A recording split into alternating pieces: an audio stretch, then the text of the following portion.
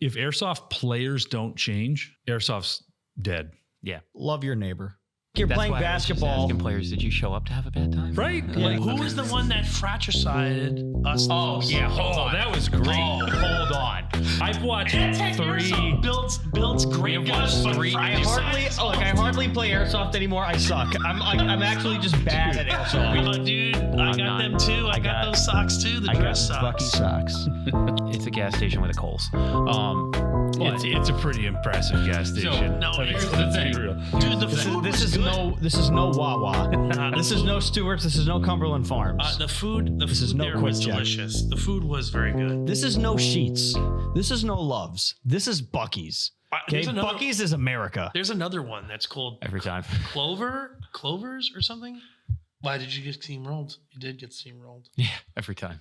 Sorry, it's Every okay. fucking time. No, keep going. Assert yourself. Assert yourself. You gotta. Do better. Go buy our merch. Go to the Zulu24.square.site, buy some merch. Also, I found a little hiccup and I can't seem to resolve it. So when you go and you buy merch, when you look at it, it says out of stock. Everything says out of stock until you put in your size. Oh. So everything's there. You got to put in your size. Head on over Zulu24.square.site. Pick up your Zulu24 merch. We're always kind of updating it. All the designs on there. There are a lot of cool stuff. Beginning, so it kind of sucked. Like we're in buildings. It's a bad spawn. Yeah, we're It's a in. bad It was a bad spawn. So like that's bad for player morale because it's like, what the hell? These guys seem like they were just there. We got in those buildings really fast, and we were like far away, but we just had easier access. And then here's the other thing. Personally, a lot of the buildings are so good that you cannot get to them without some kind of projectile to shoot in there. And honestly, like if out of all the things that AMS should approve, If you had is ML36s. If you had- really honestly, if you had adequate and coordinated support by fire, you can push those buildings. The big thing was rushing the building. The first floors are hard enough, but if you send enough guys there and they're shooting and moving and they're throwing frags in there, that's fine. It was always the second and third floors where big movements just got squashed. Well, yeah. And it didn't take a lot of guys in those second or third floor windows. Hi, everybody. Welcome to another edition of the Zulu24 podcast. As always, I'm joined by Anthony from Twinksoft Studios, Jordan from, what do you call you? Call me a retarded. Retarded Zulu Outdoor, and Red Drink Rich, also known as Fat Piece of Shit. FPS Rich. FPS Rich. FPS Rich. RF Jordan. I'm gonna finally make a YouTube channel and be like FPS. So when you said that the Sunday when we were hanging out in the Yeah. Airbnb, I actually started chuckling. I was like, somebody's not going to know what the FPS means, and that's perfect. Yeah. Yeah. They're going to be like FPS Russia. So anyway, we just got back from Operation Rogue Ryan, AMS. where we set up a podcast in the middle of AMS down at Guardian Center. Mission accomplished. by the Iron way. Horse 7. Mission accomplished. I listened to the first 5 or 15 minutes. I'll be honest with you. It's a tough listen. Yeah. It's tough. Yeah. There's a lot of shit going on in the background. But I think if you watch it, you'll have a much better experience. Still funny. Well, it was just kind of something we just wanted to do. And try. Like no one's done that before. Yeah. Never been done before. If you want to watch me have nuts in my face for like an hour and a half, watch it, because I was underneath the window, and every time somebody went up to the window, they were just like, "You scooch," and I was just like, "I kinda," and then like Dave's there, so I can't scooch over that much, and they're just. I totally forgot that you tried to fix Josh's gun in the middle of the podcast. So when I got to that point, I was like, why is Josh just blocking camera 2? I was like, what the fuck? And then I see you with just his lower. I'm like, oh, that's right. He tried to fix a gun in the middle of the game on the podcast. Yeah. Yeah, you were literally doing 4 things. Yeah, I was. But A lot of things. I feel like no. I forbid it. I forbid it. Bucky's. No, You had I to, forbid so it. here's the thing. You had to ride with I him. know. Even not riding with him, I'm kind of like, can we get a week of not hearing that? It was not bad. I'm I created a monster and Rich. I am resisting all the urge to not respond to that because It wasn't bad. wow. No, there was. It's a By tick. the end of the game, there was like 12 other people I heard doing Trump Well, impersonations. really bad. They were And really none so of bad. them were shitters, thank God. Yeah. They weren't too bad in the car. They fell asleep for a lot of it, so that was fine. Well, he did. He fell Wow. asleep. Yeah, thank God. I will say one thing about the event that was awesome. The weather was perfect. Yeah. It was a little windy on the first day, but as far as temperature and running around and sweating or anything like that, it was perfect. It could have been a whole lot colder or a whole lot hotter for sure. I'm a believer in the rugby shirts now. Yeah. They are something else. You gonna buy a real one, or are you gonna continue with the Ching Chong special? The Ching Chong special worked. You got the check-in one, right? No, he got the like $7 AliExpress one. Okay, because we're doing a group order. I know, for that, I saw. and I kind of interested in it because it's everybody's raving about these shirts, and It only slightly peeves me that the Grom dudes only want to do the long sleeve one. no, it has, dude. You can get the short sleeve, long sleeve. Yeah, but Ranger if you refer, green. I'm gonna sound like a piece of shit. If you refer to the Gromble, it says you can only do long sleeve. Oh, Yeah. Everybody. Why are we doing a group order for short sleeve ones if we're not allowed to wear them? No, no one says you can't. Oh, okay, The Gromble is a living document. that's true. I haven't read it. It's a living document. Sorry. Either way, he's right. The rugby shirt was nice. I don't even remember sweating, to be honest with you. I No. probably did. I just don't remember. But fucking love the rugby shirts. weather was good. Player base was different. a little rough. We purposely talked about it for about 45 minutes before we hit record, just to kind of get it out of our system. I'm not saying that the player base is bad. I'm just saying that there's some bad apples and bad actors, and they all tend to group together. During the safety brief, Bo did make a great point, and I agree with it. He's like, if you run into a troublesome player, how much money did you spend to come out here? Everybody's like, a lot of money. Yeah. Like I'm broke. I used Klarna. $80 I used Klarna for this whole trip. I financed my. I'm to the hilt. Yeah, Klarna. He's like, don't let one person ruin your whole time, and I agree with that. And I feel like a superhero because there was more than one person that was being very stinky, and I didn't let any of them ruin my time.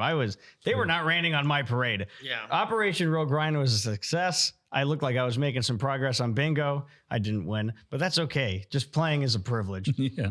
You know what? I forgot to. I will say this: that I feel like to any event producer, it doesn't matter. If you're going to use Guardian, pretend like the woods don't exist. Pretend like nobody's going to Guardian Center to play in the woods around Guardian Center, right? What's up, guys? Stop putting objectives out there. Like, just everybody wants to be in that town. Yep. Yeah. And so I feel like the spawns were not advantageous towards the green and black team or whatever. I have a question on that. And I think that everybody would have had a much better time, and maybe some of the poopiness wouldn't have been so poopy if green and black were able to get a foothold in the city Saturday. So tan and black had woods type objectives that Well, no, there were capture points. To the north. capture. Yeah, They were capture points, but they're useless. Like no nobody one fucking went up there. Nobody cares. Like, I mean, maybe somebody cares, but when you go to Guardian Center, you're going for mount. Yeah. That's it. So make the game center around. I get it. Guardian Center A is smaller than everybody says it is because they're including all the ranges and the fucking the woods and all that stuff. Nobody cares about that. Yep. Nobody fucking cares about that. Put everybody in the city, give them spawns that are advantageous to that goal, and hit play, dude. And hit play. And if they want to use the woods to flank or whatever, by all means, get after it. But it's like a side. It's like a side quest. It's not like. I feel like there was a lot of capture points just out, and Guardian is so intricate that there could be capture points. I mean, you could probably fit 10, 15 in there. You know what I mean? Oh, yeah. Or just make Block away from buildings. each other. You could also just make buildings. Yeah. I would just make you know? capture points. That's the best thing to do. And pick your fucking decision about what you can and can't shoot through, and don't change it halfway through the weekend, and get on the same page. They didn't change it. I had like 4 different refs, and They didn't change it. I got a different answer from each one of them. Well, that's just staff not knowing what's going on, but they didn't change it. Okay, They didn't change it. I did talk to Bo. He wanted to play it as it lies, and there was some pushback on that. So I would have been fine with that. I think that's the way to play it. Look, you play the field as it lies. If that means you can shoot through a crack, that means you can shoot through a crack. Yeah. You can't. And I told all this to Bo, like when we were talking about putting shutters and doors in our CQB. You can't build your product to the lowest common denominator, right? So I could easily just be like, well, I'm not putting up curtains CQB because then somebody could do this or whatever the fuck, right? Yeah. And that all that's doing is punishing the law-abiding citizens. All that's doing is punishing the players that come here just to have a good time. And I think the same, especially when you're at that level, right? I mean, when we talk about national level events, right? Like when you get to that level, you're supposed to be able to kind of like improvise, adapt, and overcome.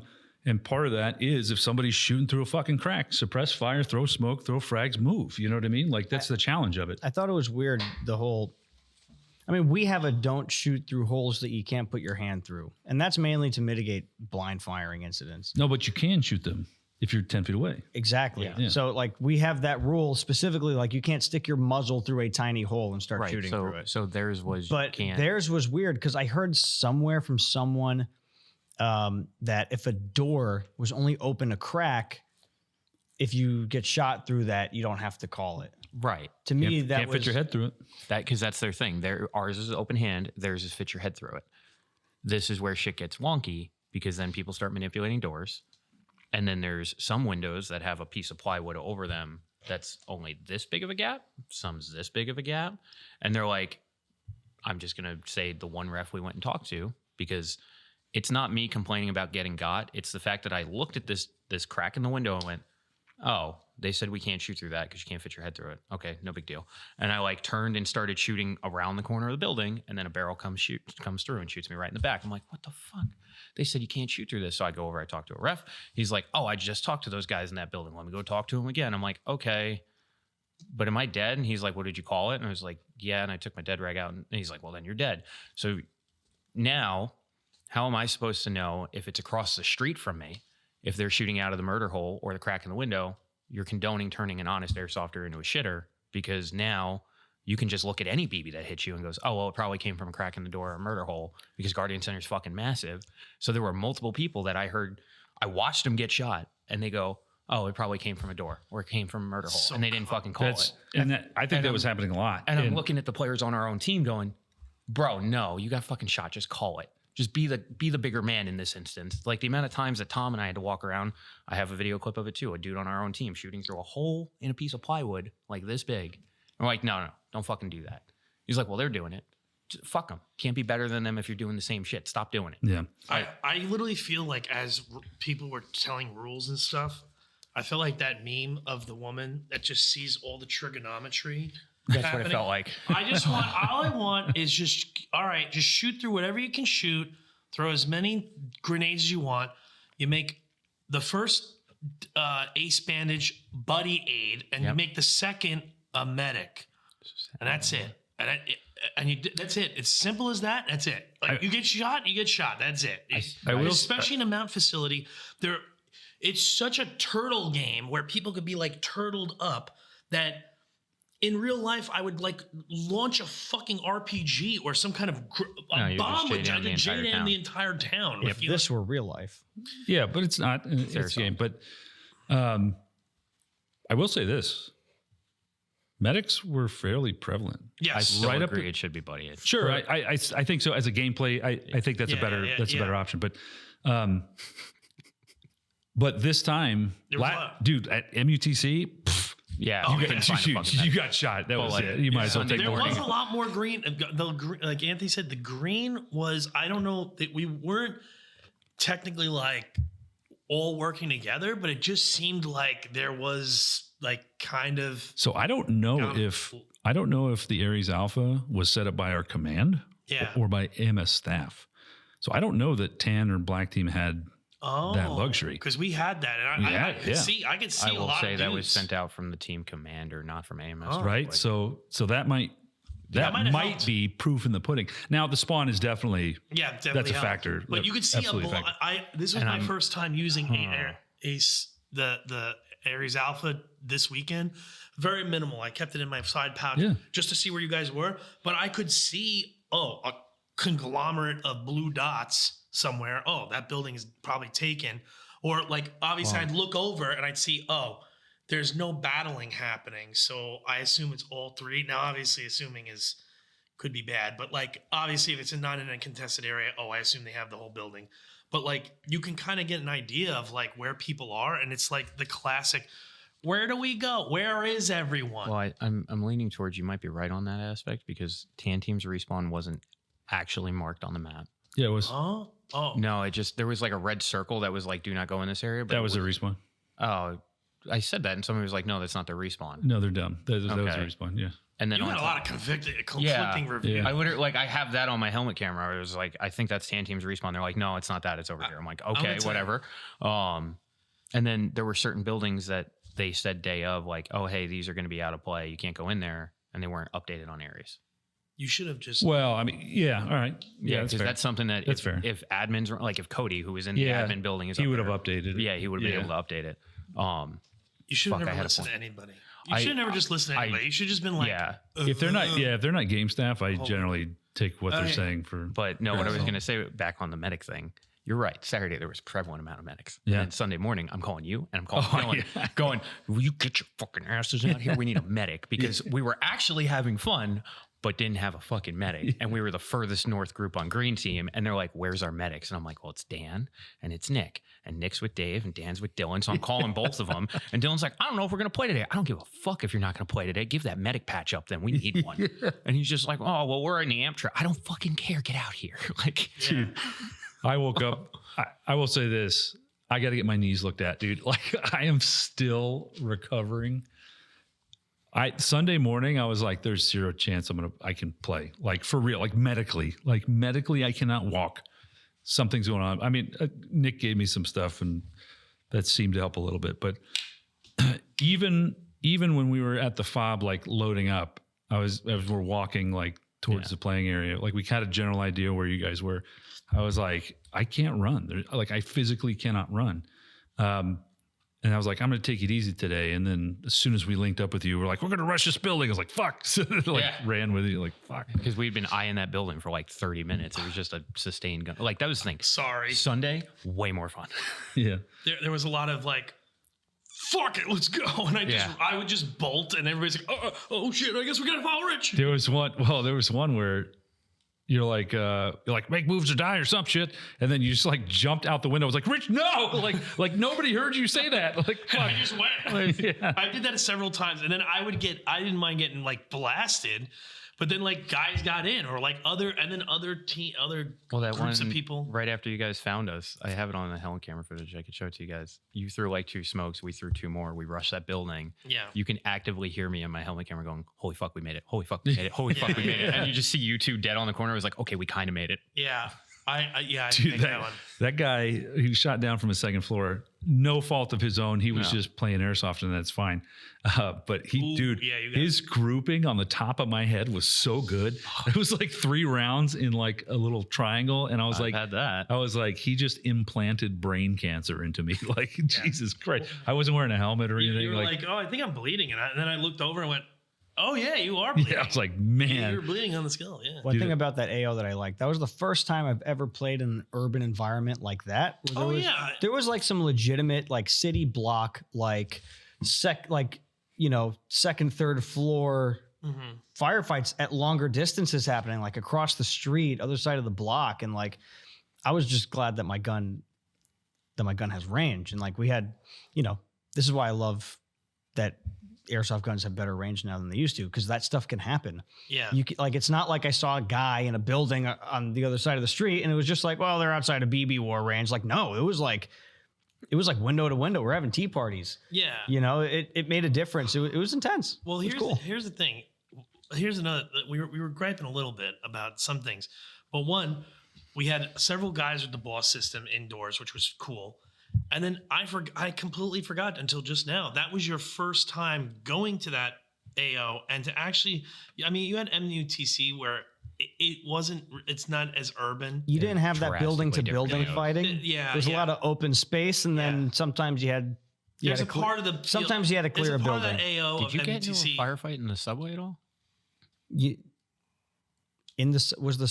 Like the tunnel. In the tunnel. Yeah. It wasn't really a tunnel though. It was just a big metal pole barn. Did you get into a firefight in there at all? No. Okay. But that was like whatever. Yeah, because they closed off the train subway system.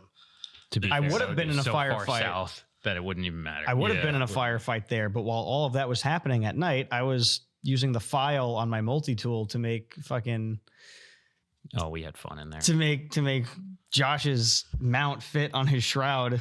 Josh, I love you to death, but like he did not actually check to see if his shit fit before he went to this event.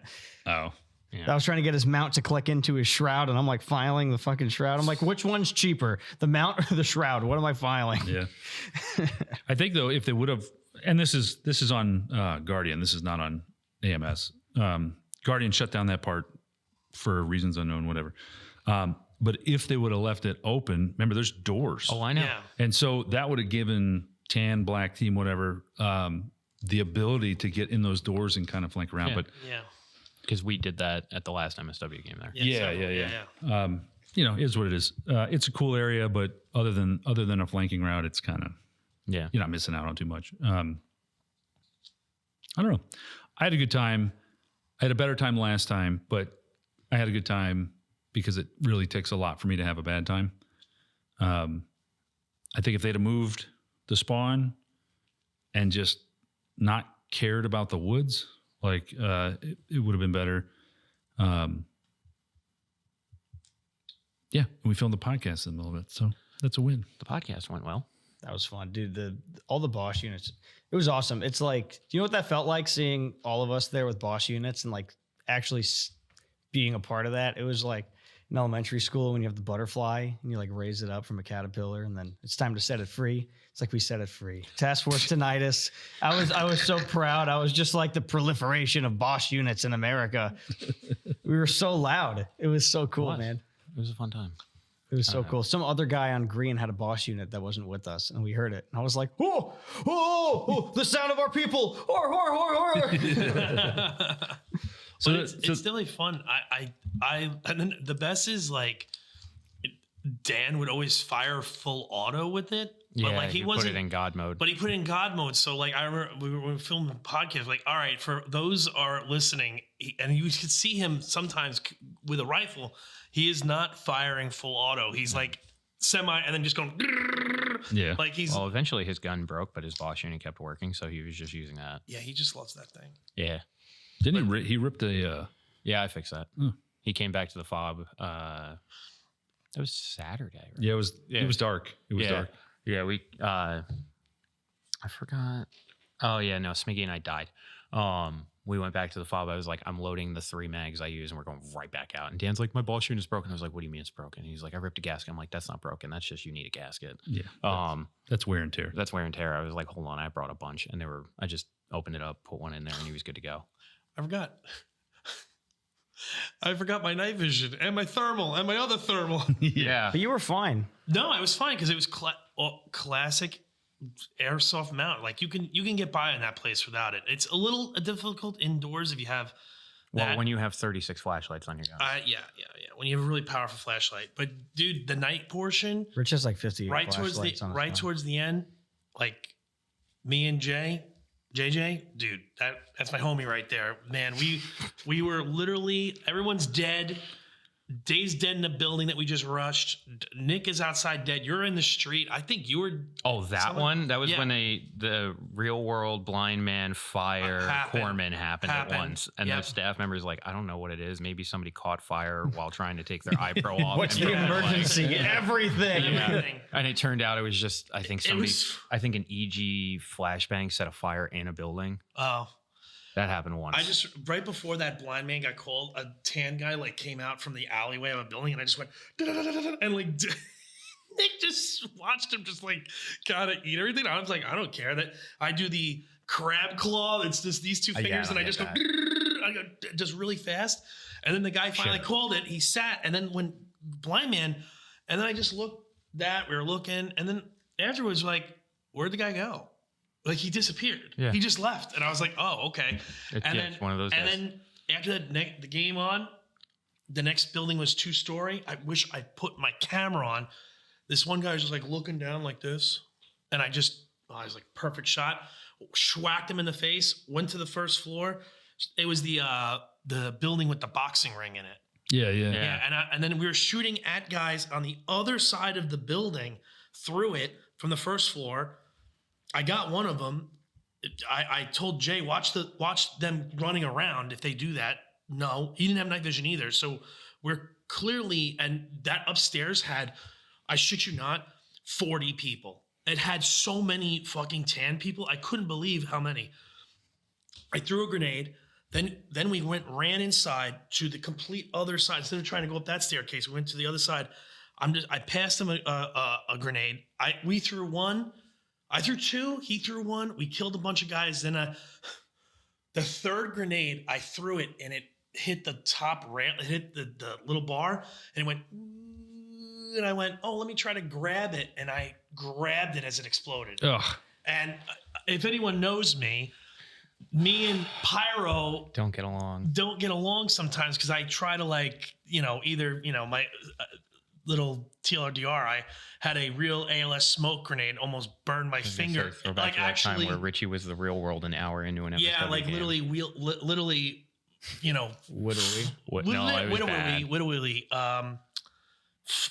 Burn my whole finger off, like actually like a blowtorch. Yeah. Because it exploded, and I was like, oh man, ow, and like everybody, all these other dead guys, like, oh my god, are you all right, bro? Like, dude, you got you're bleeding from your face because I think I got like a little shrapnel on my face. I'm like, no, I'm fine.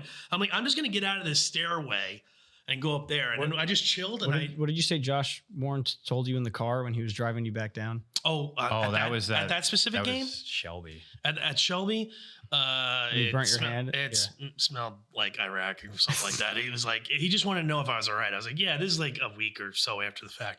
Nobody wanted. All the cadre were like, they looked at me like, oh no, I don't want to deal with that because it was like basically it looked all white. Yeah. But you know what? At that Richie event, looking at the medic going, can you just put some burn cream second, on that? Wait a second. You need the hospital, dude. I didn't. Yeah, but before that.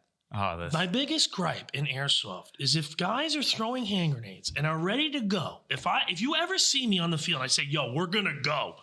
If you don't fucking go, I'm going to fucking just punt. I'm just going to fucking kill you. Like, bro, just run with me. That's all I care about is just go. Do not stop. I threw this grenade. It activated too fast and I threw it like a baseball. It's somewhat user error and my friends are like, it was old. No, it wasn't that old. It just, how that one operates, it literally dispenses extremely fast. It's one of the softball rubber grenades. And I threw it and I went, oh shit, I think I burnt my hand. And everybody just went, and we had 30, 40 guys. This is at Shelby. This is MSW. Went, what? It sounded like those seagulls from Finding Nemo. Mine. And I'm like, Richie's just like, just fucking go. Let's just go. And it's me and Tony Maloney with blank fire assaulting a position underneath. One of the machine gunners had a perfect position underneath the trail. I ran out there like this. And I just like took it. And then I saw everybody just standing there going, whoa, what happened? What happened to you? And I was like, fucking assholes. I was so pissed off. And then I looked at my hand and went, oh yeah, my glove is burnt. And then I saw white, like real white. And I thought I had burnt to my bone. Thank God I did not do that. No. And then when I asked one of the cadre, hey, can you look at this? And then they had two guys that were like paramedics for like, I think from Chicago or something like that. And I was like, can you put some cream on? He's like, dude, you need to go to a hospital. He's like, all we have here are 22s. Yeah, it was just funny. But so that was not my first time trying to grab or slap a grenade. And it didn't actually hurt. It was one of the tag AFG4s, so they're not as violent. If I tried to grab the green ones, the 67 ones, those are a little spicier and I would have been really kind of hurting. But that was that engagement. Not grab one of those. That engagement that night was I literally told JJ, I said, dude, you reminded me of my friend Tony. Like, and I told Tony afterwards, I was like, because it was one game, a Black Sheep game, Pine Plains, where we had a similar situation, but a little slower. And like, I saved JJ on Sunday, and it was funny because so on Saturday we had gotten reprimanded because two of our homies, one was a medic, one was not, and they didn't do the real life drag. And I saw it happen, and when I saw it happen, I was like, ah. And then eventually, admin came up to us and was just like, I keep hearing complaints about this specific group. you can't, like, you have to drag people. You can't assist with the drag. And I was like, Okay, that was the one and only time yeah. that happened. So I don't And then know. that I don't ref know. proceeded to follow us around for another 2 hours. So yeah, I don't that know what he specific was group told can or how eat he my ass. Yeah, I don't know what he was told or how it was said to him, but he was like, it seemed like that one guy had a vendetta for us. He then, and like when he told us that, I was like, oh, thank you. I'll let the medic know. And I talked to Dan. Sorry, Dan. And he didn't do it. Like, it was like, okay, honest mistakes happen, right? Later on in that game, on Sunday, I get revived back in. I forgot to put my dead rag away, but this guy was there because he was watching us like a hawk. No, it was Saturday. It was Saturday? It was Saturday yeah, night. you're right. Yeah, because I yelled at you and was like, Well, it do was better. during the day. Yeah. And he was like, hey, put your dead rag away. I was like, oh, shit, sorry. Thank you. And I put it away. And then he's like, also, that's not a red rag. Shut That the rag is not fuck red. up. Because the Zulu dead rags are bright neon orange because you can actually see them. And we looked at him and we were like, yeah, we know. I was like, yeah, Orange is higher vis. I was It's like, way yeah. better. I was like, yeah, man, we like to use orange because it's a lot easier to see. He's like, yeah, but it's not red in the rule. I was just like, Bo saw me with my dead rag out earlier. He's like, oh well, Yeah. He was after us. I think that guy was the same one that was there at night when you called for an admin. Yes, it was. Yeah. And then he proceeded to tell me that wasn't enough to throw them off the field. And I'm like, that's cool, man. They've been doing it all day.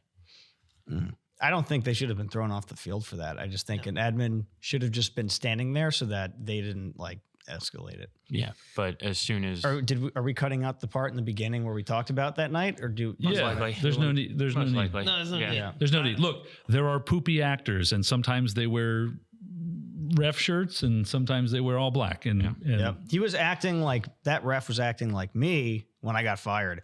So I know from experience, like I've been both guys. I've been him and I've been the guy. Who's, Here's one. getting on. I'll add one thing. I know which one you're going to talk about. If AMS or any producer sees a battle happening over a contested area, especially a building with multiple floors, And only one stairwell. just go to the second floor.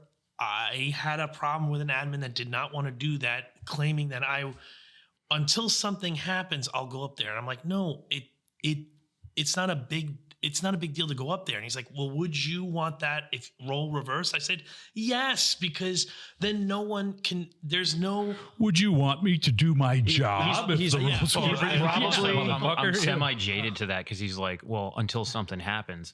I had already thrown 2 grenades through the windows up there, and no one was dead somehow. And that staff was probably so used to players being like, I need you to be here because that guy's not fucking calling his hits and you need to monitor and police him because I'm going to fucking. And you were just like, hey, it's a contested area. Maybe you should just like stand around so that nothing. I think if staff doesn't have face masks or whatever. Yeah, they were afraid of getting shot. We're going to get shot. And I'm like, dude, you're going to have to like. Get a riot shield. Wear a face mask. One of them had a dead rag on a pole. And I just saw it like. This was the same place where the guy was like, your dead rag's not red. There was another staff in the building that I was dead against. And I remember looking to the right and I just see this long pole with the flag come out. I was like, what? I was like, what dead player? And I see him like stick his head out with the AMS hat. And I was just like, oh, you're admin. I was like, the dead rag on the pole was really weird. He's like, yeah, I don't want to get shot. I was like, I don't blame you. Well, like, I don't want to just roast AMS staff for this one, but this one, like, oh my God, kind of grinding my gears.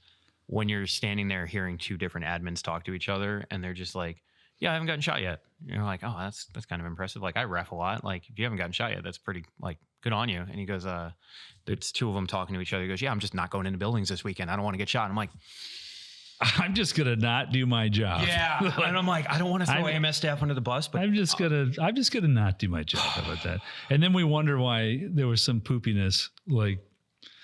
Well, I mean, because at the end of the day, you think it, like just anything in life, right? This goes for anything. Well, if you have limited information, you become conspiratorial, and just on that micro level, just there, I threw a couple of grenades. Now the one in question, what I'm talking about, where I said you should go up there, it was a very large room that was empty. And that was empty. So if I did throw the grenade in there and it was at the corner, it was 50 feet plus to the other side. You could run across. Totally possible. So it's not like I'm just like, dude, just go up there and have another guy in the bottoms because they're throwing grenades down to us. And I'm like, I don't mind, whatever. It's not a big deal. It's what it is. And then afterwards, everyone should be like, oh shit, that was really, honestly, everyone is searching for that 15 minutes, even the 15 minutes of like, holy shit, that's what I got at that night with JJ. That's what I got. That I got completely murked by my own grenade. But like, and I just asked guys afterwards, like, dude, there was like so many dudes up here. Did a lot of you guys get killed? And like, yeah. But they had 2 medics and they were medicing people. Yeah. And so like, but the room that at night was a special one. It was open, but they were on the other side of the staircase. So what I should have did is had JJ go to one and the other and throw grenades like that, and then we would have killed everybody. But regardless, that little bit of engagement for like whatever the 10 minutes was worth the whole weekend. And that's really what everybody wants, is that 15 minutes of like, oh, that's basically what everyone wants. And the problem is if no one gets it, it's literally like jerking off for 15 hours and then never finishing. It would be like playing with some girl and you're like, oh yeah, and then you get blue balls. It's the word. It's airsoft blue balls. I'm quoting that. There you go. It's airsoft blue balls. We all want that release where it's like, holy shit, that was crazy. Even if, and then you fall asleep. It's a scenario, even if it's a scenario where you got murked, but like 20 guys coming in, it's like, holy shit, that fucking grenade's going, and it's like, holy shit, I don't even know how we would have defended this. It's that high, and it's that is what it is. That's what people are searching for. That reminds me, on Sunday, chasing the dragon, On Sunday, I saved JJ. BB blue balls. That's what BB blue balls. BB, I'm sending you the money. So it's just 4 Bs. So when I saved JJ on Sunday, he was like dead outside of a window. I get in the building, take his gun, and I'm about to like drag him inside, and he was about to get up and like. I was like, JJ, get the fuck back down on the ground. I was like, I'm going to drag you. And I like picked him up and I brought him over because I was just so afraid of when Sunday. I felt like they were looking for anything. Oh, yeah, they were. I felt like there was plenty to look for. I felt like maybe some players were complaining about us and they were saying that we were doing some egregious shit. So any little, like your dead rag's not red. Any little infraction was Which is retarded, by the way. I think, dude, okay. Airsoft in general, stop using red rags. Stop using the color red. It doesn't work. Dark. It's too fucking dark. Any other color. I always glaze fucking Balahak, dude. Balahak has the most beautiful dead rag I've ever seen.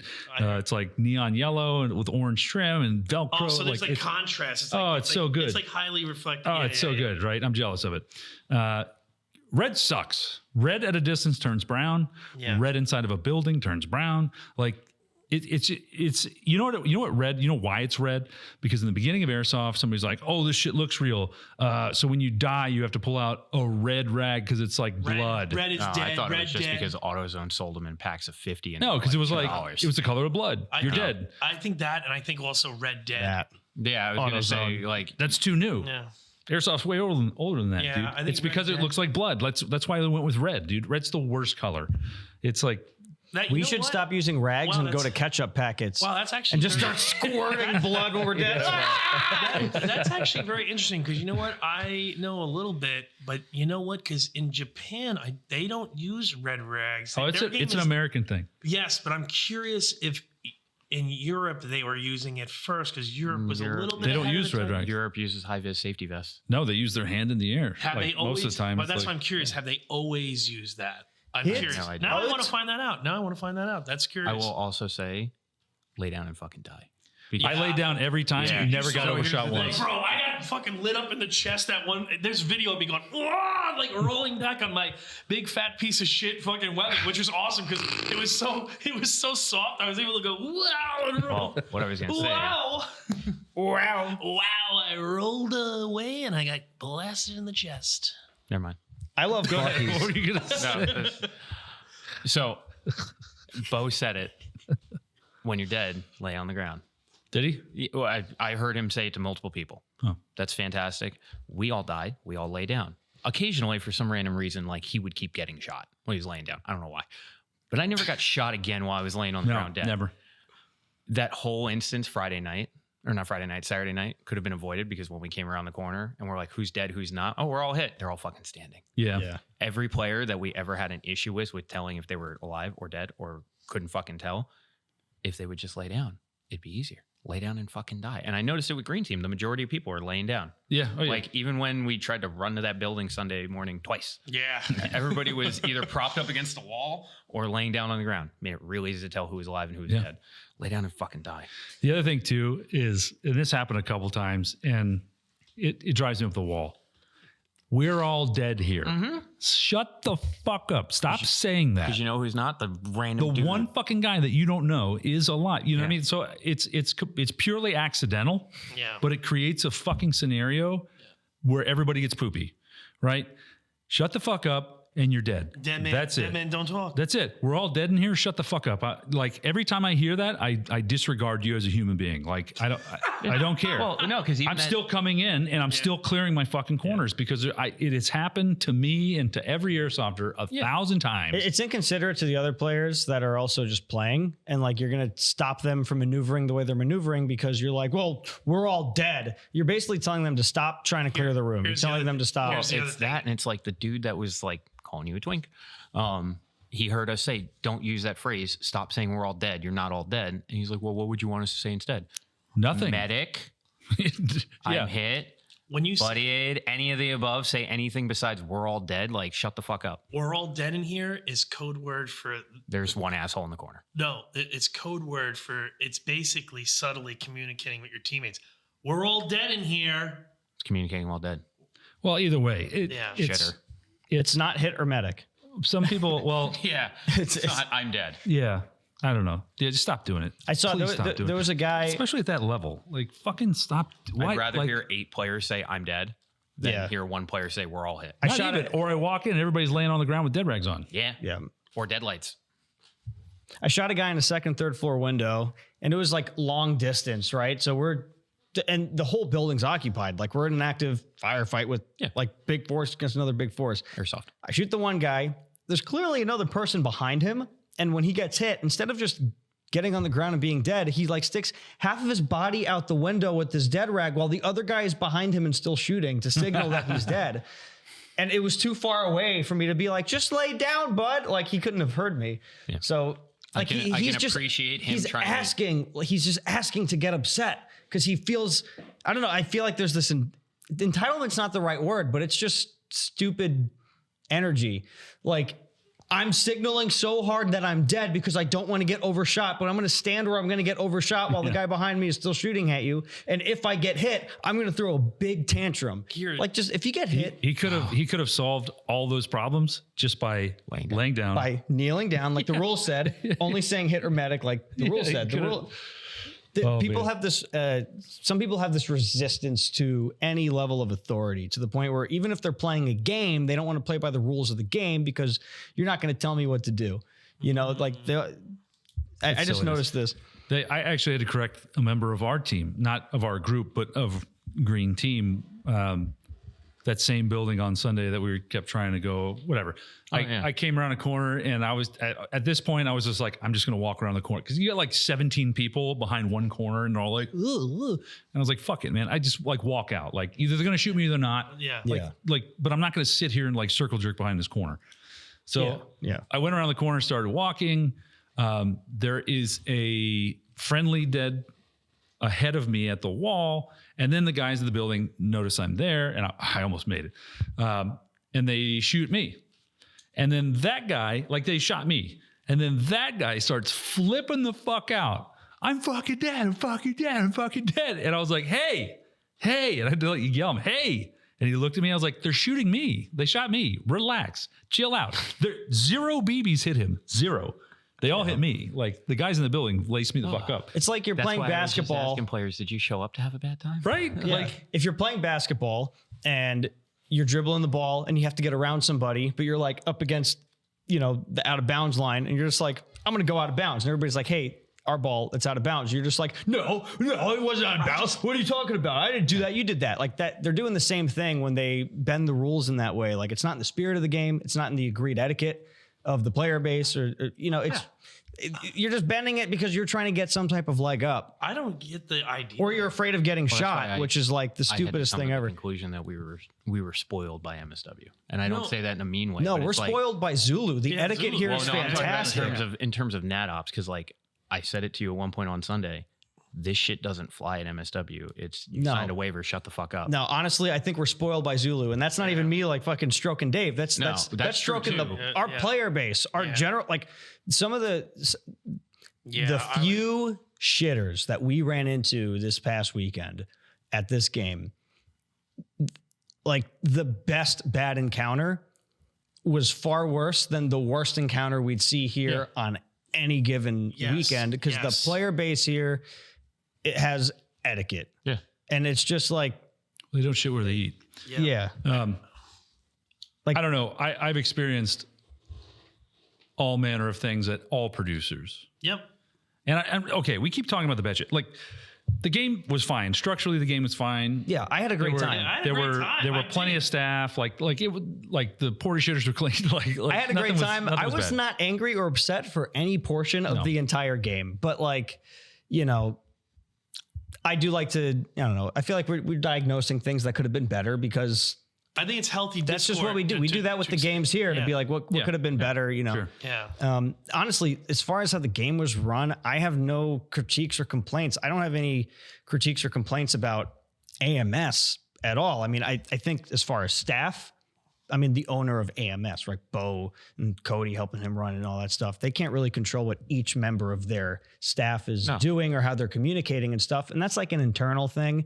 And maybe that's the only critique I'd give them. But as far as like the only issues were the minority of players that were like there to have a poopy time.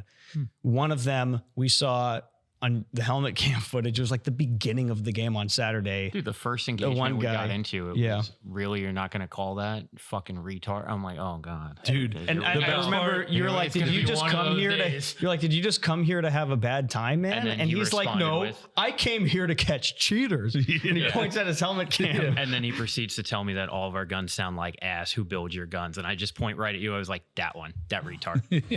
dude, it was even better watching your helmet cam footage at the Airbnb. at the Airbnb afterwards. Like there was zero chance that he shot you. Yeah. Like absolutely zero chance. And like you shot him and he immediately put his hand up like, like what are you talking about, dude? Like, They uploaded all the photos. I've got another one for you. I showed it to so Richie bad. while you were on your run to Michael's. It was Saturday afternoon. It was after the dead rag incident. Like there's 12 or 14 of us on a corner of this building, and there's like one random dude on green team that was with us who was actually holding security on that corner, and he was like set off from the corner, and then it's Josh and I on the corner. He's low, I'm high. That kid gets shot. We both immediately bring our guns up and smoke this kid coming around the corner. You could imagine exactly what kit he's wearing. Takes a knee right there, looks and goes, I didn't hit none of y'all. huh? Are you fucking kidding me? What? Like seriously?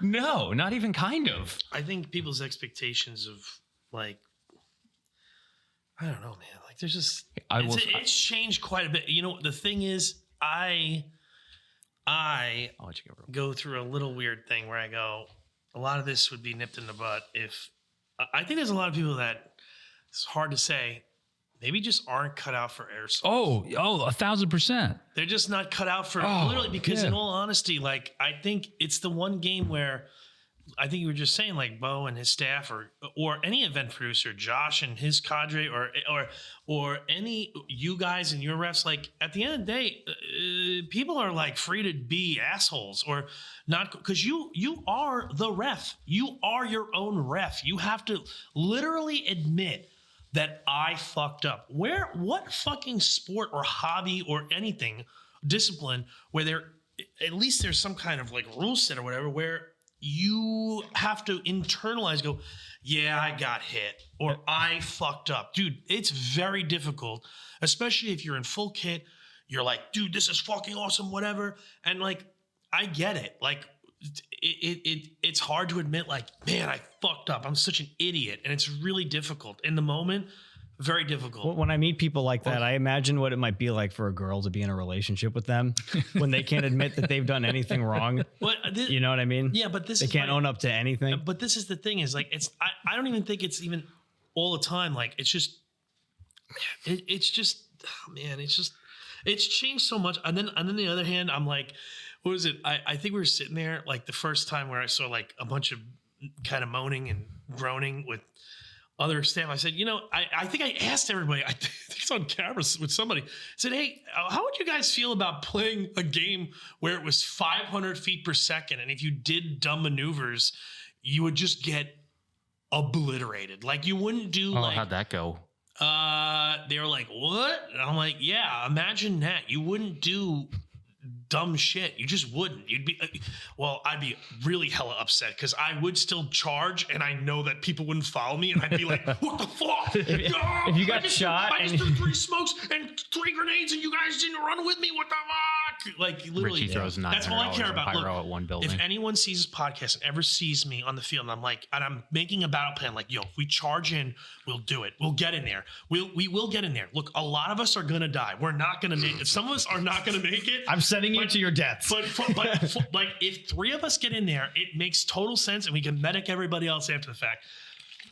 It really It doesn't matter. It's okay. We'll survive. You're not going to really die in real life. In hindsight, I should have been the medic. Shut the fuck up.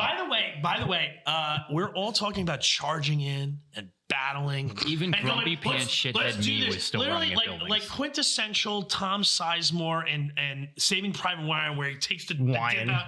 Yeah, I did say that. Literally saving Private I Ryan. don't know why I keep saying please things like that. And thank you. I think it's because of my headset or whatever. No, it's because we've done it unironically so many times. Yeah, you're starting to actually get a wisp. Jesus. Wow. But wow. The taking his dip out and going, all right, let's do this. There's so much camera footage we watch of we're all charging in. Anthony knows that we're charging, and this is what he does. Yeah. Let me keep shooting. I was providing even grumpy pants me still ran at the building and died. I was providing cover. It was very much a running simulator. Classic. Oh, but then think of the buildings you wouldn't have made it to if you didn't have cover fire. Who was the one that probably still none of them? Who was the one that fratricided us? Oh yeah, hold on. That was great. Hold on. I've watched Antec 3. Airsoft builds great guns, but I hardly play airsoft anymore. I suck. I'm actually just bad at airsoft. We have watched 3 different angles of this. When I play, usually we're doing wood stuff. So like I don't know. It was a very new experience for me. I gotta shoot anything that moves. I'll say the whole thing was a new experience for me. It was my first time. So were you overwhelmed by the battles? The copium. I wasn't overwhelmed, but I was legitimately. I'm kidding. I was legitimately thinking. I was like, I know my gun has range. I was like, I know that I can actually provide cover fire. Anthony paid money to just shoot from window to window all weekend. Got it. Well, no, I wanted to help with cover fire and then follow in behind you guys. You cover as you're moving. There was so many times where he just sat in the. So this is Saturday. He was the only one. Like no, Dave was with me. Dave was with me. No, Pop-Pop's got bad knees. On Sunday, I had to save James because he died right in front of me because he was getting pegged by a 3rd floor. I'm not going to be like, run and die. So here's the thing. I was the complete opposite. I needed a little bit of you and you needed a little bit of me. Yeah. You needed to run a little bit more and I needed to like maybe chill out. Because let me tell you something. Thank God I got a massage the other day. Dude, my ass was killing me, bro. Richie only asked me to crack his back 3 times. Like my ass, like the muscles, like the tendons were so sore. And I was trying to do garbage like Tuesday morning. And I was like, oh my God. I was like, no, do you know what it was, I was Rich? walking like one of those old school cowboys, like, oh God, oh jeez. So, this is what it was. I sat in the car for so long that I had a blood clot, and it was just moving closer and closer to my brain and giving me an aneurysm. I will say this: that sitting in the car for that long. By the way, clutch of the trip, which was fantastic. Dave, this fucking maniac, drove all the way down and all the way back and didn't switch because he doesn't like to relinquish control. Totally fine. I liked being a passenger princess for once because I drive everywhere. It was really nice. I was going to say, to be fair, Tom and I were the only ones that drove out of our car, but we knew that going in. How many guys were with? We had 5. Yeah, like a clown car. Wait, you had what car did you have? That was we had a Chrysler or something minivan. We had 5 dudes in all their gear. It was perfect. Like everyone had just enough room. It was comfy. Well, you know what? We had ample room. Yeah. It looks Rich small. brought. But here's the thing: Tom and I went into it factory. knowing don't let anyone else drive besides the 2 of us. So that was all we did. Yeah, I do did we bring want a to lot. talk about how Anthony just like waits in buildings and then friendly fires his teammates? So I thought you guys all died, and I saw movement in that building, and I was like, well, those have to be the guys that killed the boys. Meanwhile, It was you and Tom. We're still very much alive. I'll say this, though. Every time I pushed a building, mainly on Sunday this happened, and I knew there were green behind us, I made it a point to signal out the back of the building to everybody else. You'd already gotten absolutely roasted by us for friendly fire. Well, no, but I told everybody behind us every time we pushed up, hey, this building is green, we're clear. And I made sure at least one of them saw me and heard me. So Tom and I are in this building. We pushed this building. There was some green friendlies in it. They did die, and they ended up walking out of the building. And all of a sudden, like, BBs are just like hitting me in the back. I'm like, what the? I think I'm getting hit. It was turning an honest airsofter into a shitter moment. Am I getting shot through a murder hole? No. I'm getting fucking shot. I'm hit. I pull my dead rag out, and I realize it's coming from the building we just ran from. And Tom's like, Jordan, are you hit? And I was like, yeah. I love the video because Tom's getting shot. He's like, I'm getting shot by a friendly. And you're like, no, you're not getting shot by a friendly. You're getting shot by fucking Anthony. And then I'm sitting on the windowsill just verbally fucking abusing you, being like, Anthony, fucking Tom's stop. like, fucking Anthony. What's really interesting is Anthony had a murder, death, kill thing, but he should have just charged. You should have been right next to me behind me, because I know for a fact I would because I'm a fat piece of shit and I whatever, and I'm a huge target apparently. Apparently, if you're a fat piece of shit, you don't feel the BBs. I don't know. Maybe kind of makes sense. Maybe in a sense that if you're so large, your nerve endings, you just don't have enough nerve endings to fill up the fat areas. There's too much space in between the nerve endings. You just don't feel it. You're like the X-Men character, the Blob. You just don't feel anything. But if you were behind me, I would have been like, oh, it's a hit. And then you would have been able to jump through the window, done your whole like John Wick, like. No, he was still back in the building, just laying out. Not even cover fire, friendly fire. I think it was cover fire. I think that was the only friendly fire incident. There's literally camera footage of when we charged in. Not only did I think it's the only time I shot at you guys. Not only did he stay in the building, he actually got into a lower position into it. It's not like he got up and then he was like shooting down an alleyway or like getting a little bit like attracted. Yeah, everybody jumps out the window. He got like into the corner of the building. He's like placing his hand like ready to like, he's ready to lick the front sight and be like, even though I don't have iron sights, he's got a red dot. Meanwhile, he's like, let me make sure that I can see this with both sides, both my fixed carry, my carry handle, and my red dot. And I'm like, well, I had to adjust my windage too. Yeah, exactly. You're like, hold on, let me get this perfect. Oh wait, is that Jordan? Hold on. I know why he's so poopy right now. I might as well just add to the shittiness. That was right as we were on the upslope of the parabolic. I see Jordan through my crosshair. I'm like, what a retarded. Start shooting at him. Shout out to the tan player. I completely confused because he walked by us dead, and he's like, "First one of you guys to get shot is fucking." I was like, "Joke's on you! I already suck dick." Oh God.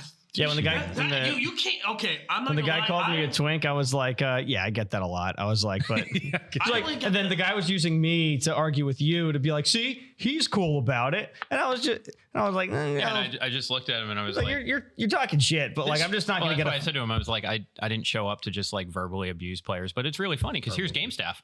It's so weird. Wait, that guy was game staff? No, the dude that walked over when he was like, "Oh no, come on, man, it's fun. Just make a joke. Like it's okay. We're just being lighthearted about it." I was like, "Yeah, it's so." No, they weren't being lighthearted. They were upset that they got shot in BB Wars, and then they started bitching. And then they felt a little bit ashamed, so then they couldn't own up to it, and they try to like make excuses for it. That was all. All right, with that, let's take a break. Yeah. And we're back. So, okay. I would like to say, for as much as I said I was in a grumpy time, and you guys all said I was having a grumpy time on Saturday, and I did say it was an ebb and flow, I'd still go back. Yeah. I would still go back. I had fun in my magical costume with my friends. We all looked pretty. It was a good time. Yeah. I didn't let the shitters completely ruin my experience. I just had some grumpy moments. And Dave was very quick to tell me I had my poopy pants on. Because where there was darkness to be found, there is right around the corner, there was a Buc-ee's. Well, okay, so hold on. Before we get to Anthony's Buc-ee's. Final statements here. Look, okay. The game was fine. Whatever. Mechanically, the game was fine. But I will say this, dude. If Airsoft players don't change, Airsoft's dead. Yeah. Like, if Airsoft players do not fucking change, and play better, not like skill wise better, but just mentality and like all this shitter, like all these fucking shitters out there, like they are ruining the sport. And that game was kind of a culmination of that. The game itself was fine. It was just, there were so many shitters. Love your neighbor. Yeah. Give everybody the benefit of the doubt. Well, it's like we talked about this in regard to Milsim Day. A long format game gives you a good amount of time so you can have a good experience, a bad experience, another good one, or you can have a bad experience and it can be corrected by a good one. But when you have 4 back-to-back ones that's all bad and it's all equated to this one specific style of player, like the community needs to police it better. Yeah, and I think just us as a community need to be better. We need to be more forgiving. We need to give players the benefit of the doubt. Again, your gun doesn't shoot as far as you think it does. Like your memory is the worst, right? So when you go into a building and you're pulling the trigger and then you rewind it in your brain you hit everybody, but in actuality you probably fucking didn't, right? Yep. And then when you're dead, there's no reason to sit there and be like, oh, fuck you guys. Like the shit talking afterwards is absolutely absurd. I'm like, what the fuck are you doing? And stop thinking you're good at airsoft, because you're not. I'm not good at airsoft. I was shooting Jordan in the back. I wasn't running up with the rest of them. There was a Shane Gillis bit where he was talking about how he can relate more to like terrorists when they get kills versus Americans. Yeah. And he's like, Americans, when we kill people, we're like, got him. Like, and then terrorists, they're like, if you think you suck, if you understand that you're not a fucking Navy SEAL, when you do cool shit, you feel so much better about it, and then you're less disappointed. Well, just prepare yourself for disappointment always, and you'll find you get less disappointed, and you actually get more of a kick out of the small things in life. It's egos, man. It's egos. Take your egos and flush them down the toilet. Take your egos and bring them to Buc-ee's. I think being the like aggressive. It's and okay I to hate be saying aggressive. violent, right? It's okay right to be up aggressive. until you get hit, and then it's like some people just can't turn it off. Actually, I have a theory. I think we were so close. I think the AO is so close to a Waffle House that people just wanted to fight. But no. But I'm being serious. This is not, I'm being serious. Like the whole time we were there, we were like, man, we're so spoiled at Zulu or whatever, right? Yeah. The player base here is so well mannered and everything. That shouldn't be the case. No. It should be the case that yes, everybody at Zulu is well mannered or whatever, but then when you go to these quote unquote higher level events, it should be tenfold. Yeah. Like everybody should be far more what's the right word? Mature and respectful. And like it should be 10 times that. Because if at the end of the day, I paid the same amount to be there just like you. So my time is not worth more than yours. I mean, obviously there's some little differences. Maybe I got an Airbnb, you got a hotel, or but it's still the fact that everybody put the effort in. Like I said it on Saturday. I didn't drive 1,000 miles to get into a verbal fist fight. So, I mean, Bo nailed it on the head, dude, when he was like, hey, imagine a game where everybody fucking follow the rules. And you know what I mean? And it starts with you. And that's exactly the fucking point, man. And if we don't change as a community in America, it's not looking great. Imagine there's no cheaters. And it's not about cheaters. Honestly, I stopped caring about hitting people with BBs so long ago, and it was the best thing that ever happened to me. And I started having a good time. The real thing is the attitudes and the fucking the chest pounding and all this shit. Like, come on, man. Like, fucking relax, brother.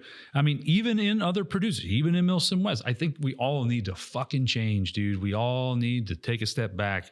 And honestly, like, if your goal is to go out there wearing all black with some stupid fucking Speedsoft gun with your contour on just to get good clips, like, find another fucking hobby, man. Like, we don't want you here. Go play indoor. Or go play indoor. Fine. Yeah, actually, you know what? That's fine. Go play indoor. But, like, leave the fucking attitudes, man. If we don't change, Airsoft is fucked, dude. Even in paintball, dude, it was never that bad. No. Never. Not once. And I'm sure everybody's like, well, I'll check out this video, that video. But I'm saying I used to go to West Point twice a year for their big games, dude. Yeah. And it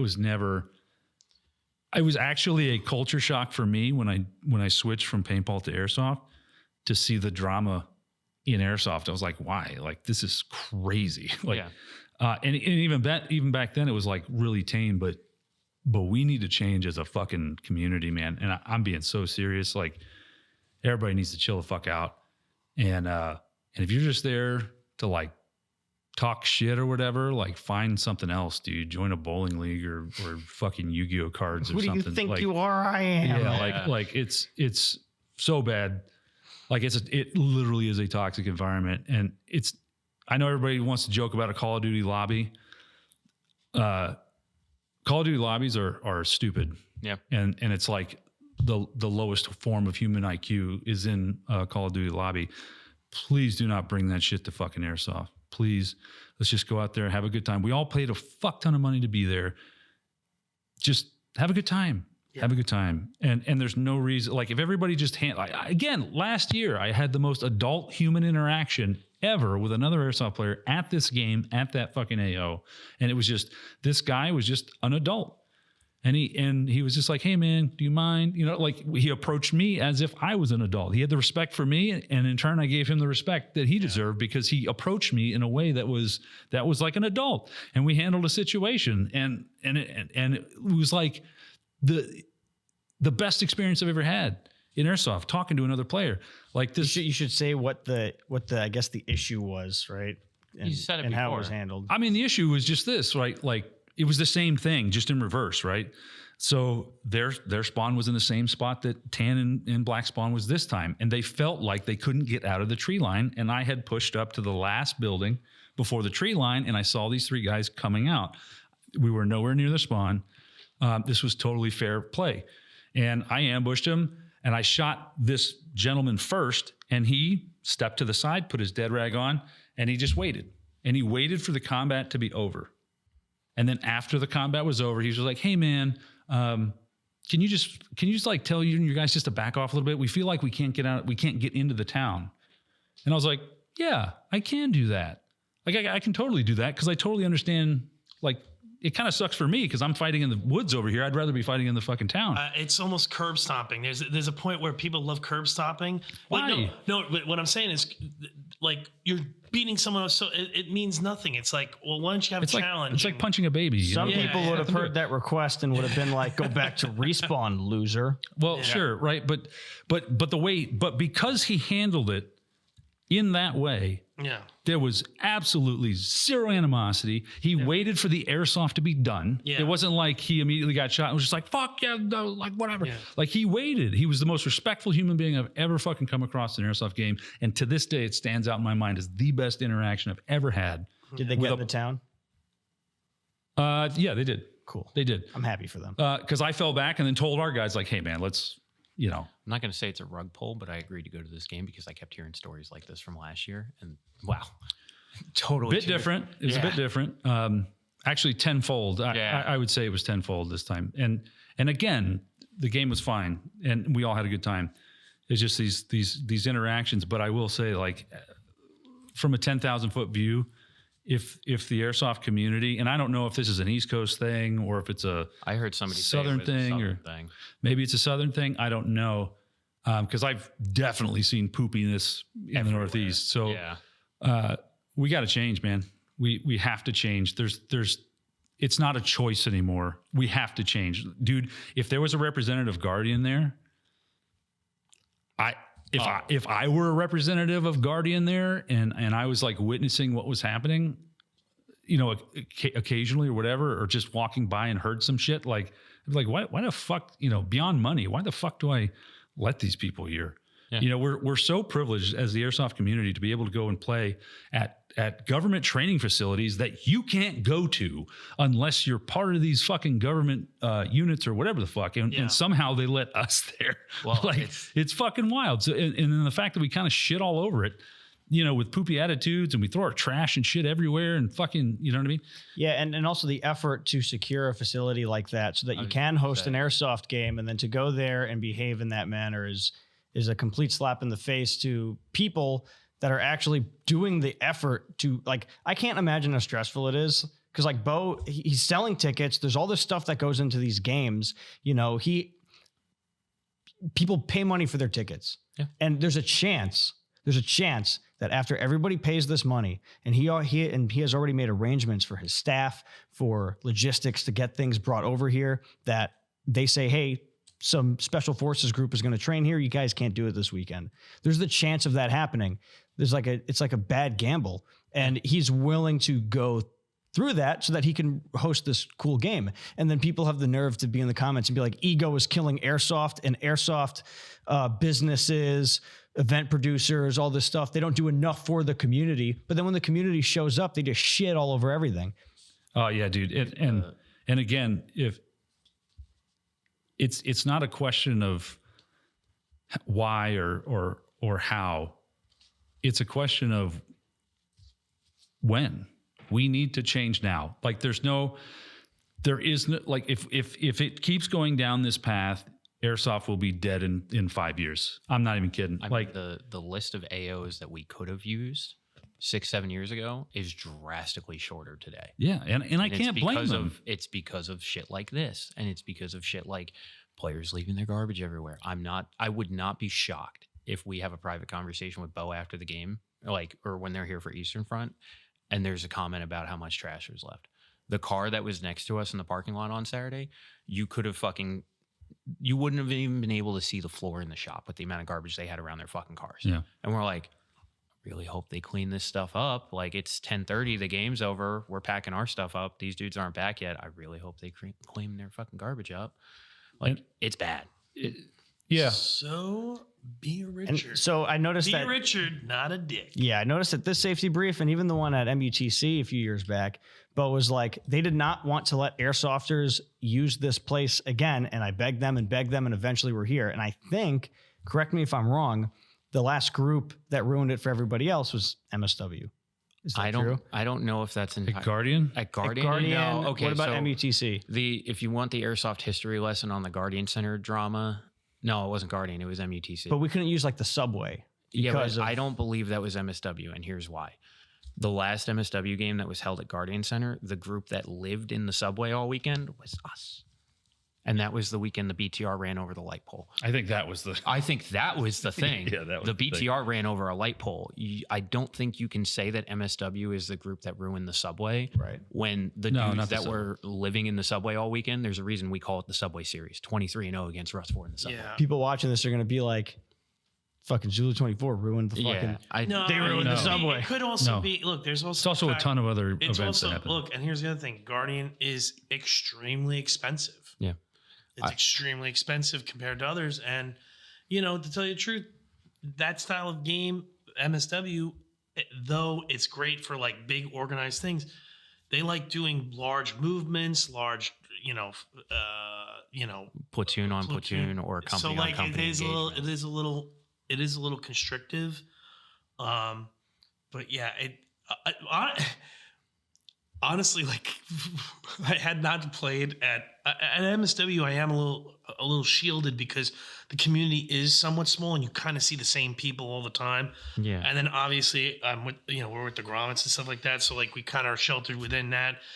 But and then obviously playing here, like literally there rarely ever any problems at all. People are usually like, holy shit, that was crazy. Like you'll get a little bit of people going, what the, oh shit, yeah. But then after the battle is done, after everyone like called their hits or whatever, it's like, dude, you okay? Like you're all right, whatever. Yeah. It's very, but you know what, this weekend, I will say a positive.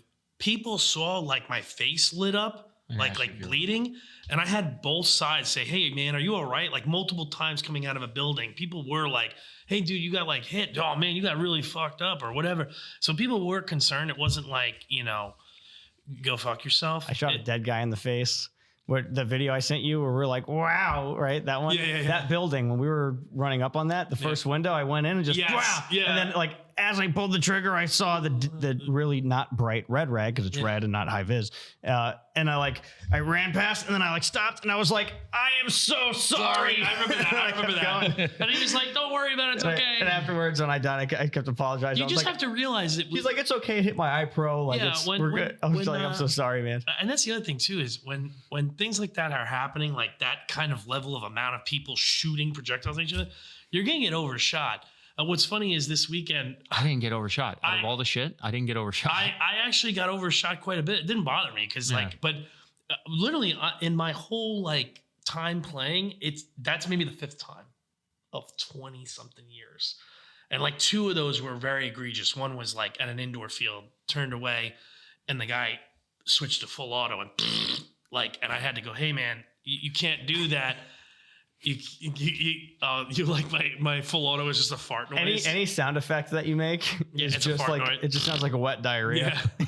But like that was like, Followed hey man, by you gotta a, talk "Hey, to man." game staff and they saw it on camera or whatever. It was like pretty much nipped in the butt with that. But I take it as I just go, oh man, oh geez, I go, oh man, like I just covered my mouth, make sure, dude, I got shot in the face right in the lip and here this weekend. I didn't go, oh wow, but but yeah, Dave is right. If that's what's going on elsewhere, like local fields, I hope not. I hope not. Toxic. I made that noise a couple times. I hope not. I just like, oh, wow. I almost want to ask. I almost want to see if what if you guys did a poll and see like what is your out of 1 to 10 or some kind of scale.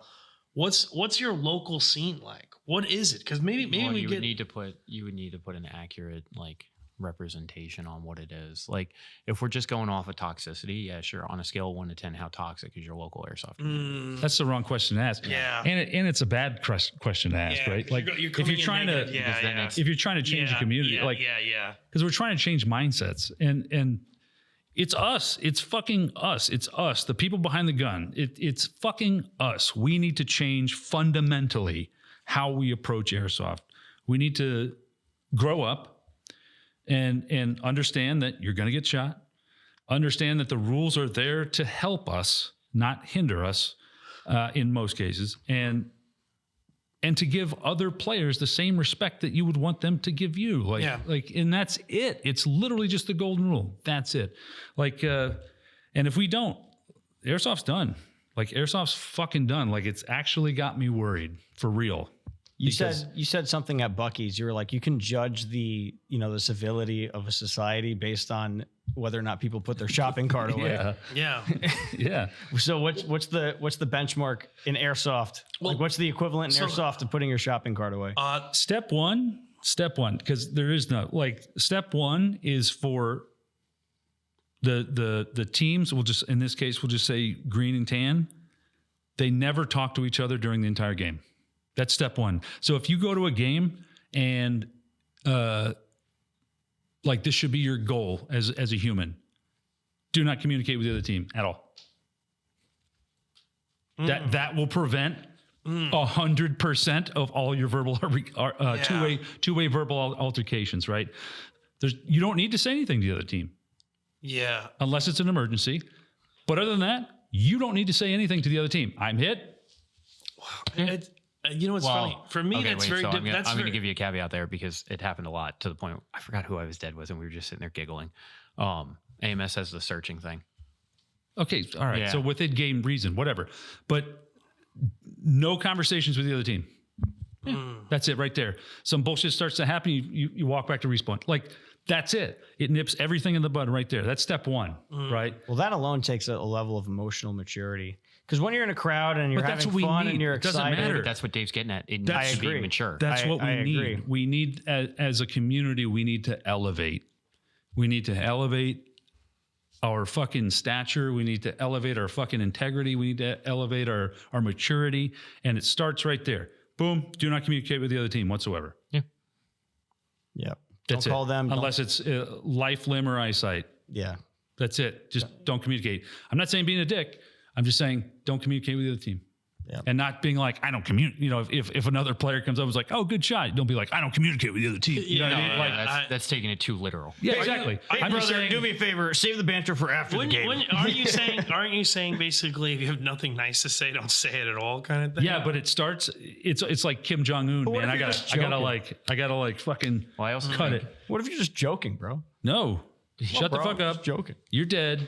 There can't be an argument if you don't fucking say anything. It's so funny. You see, because this is the first time they can't blackmail you if you don't respond. Most of the players that I didn't have a problem with. It's just like one or two that like just made fun of me after the fact, like a fat piece of shit. And I just said, dude, I really did feel it, man. I would just call it, dude. Like, I don't really, it's more that, but more, I would say 99.999, literally.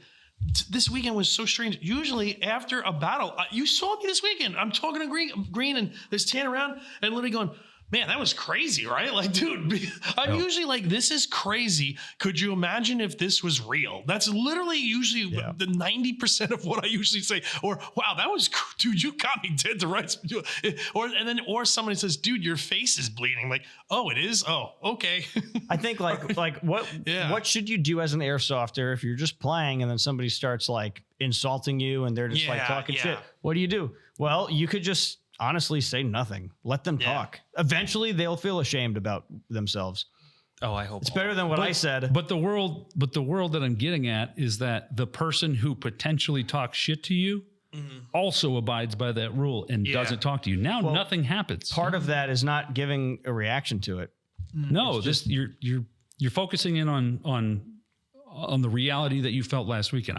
This is a utopia. This is a utopia where this is Dave's North Korea. But this is step one towards that utopia, and you are planning for that shitter, right? Well, I was called a name, and I should have said nothing, but instead I was like, "Fuck you! I don't have brown toes. You have brown toes. It's a condition. I'm working on it."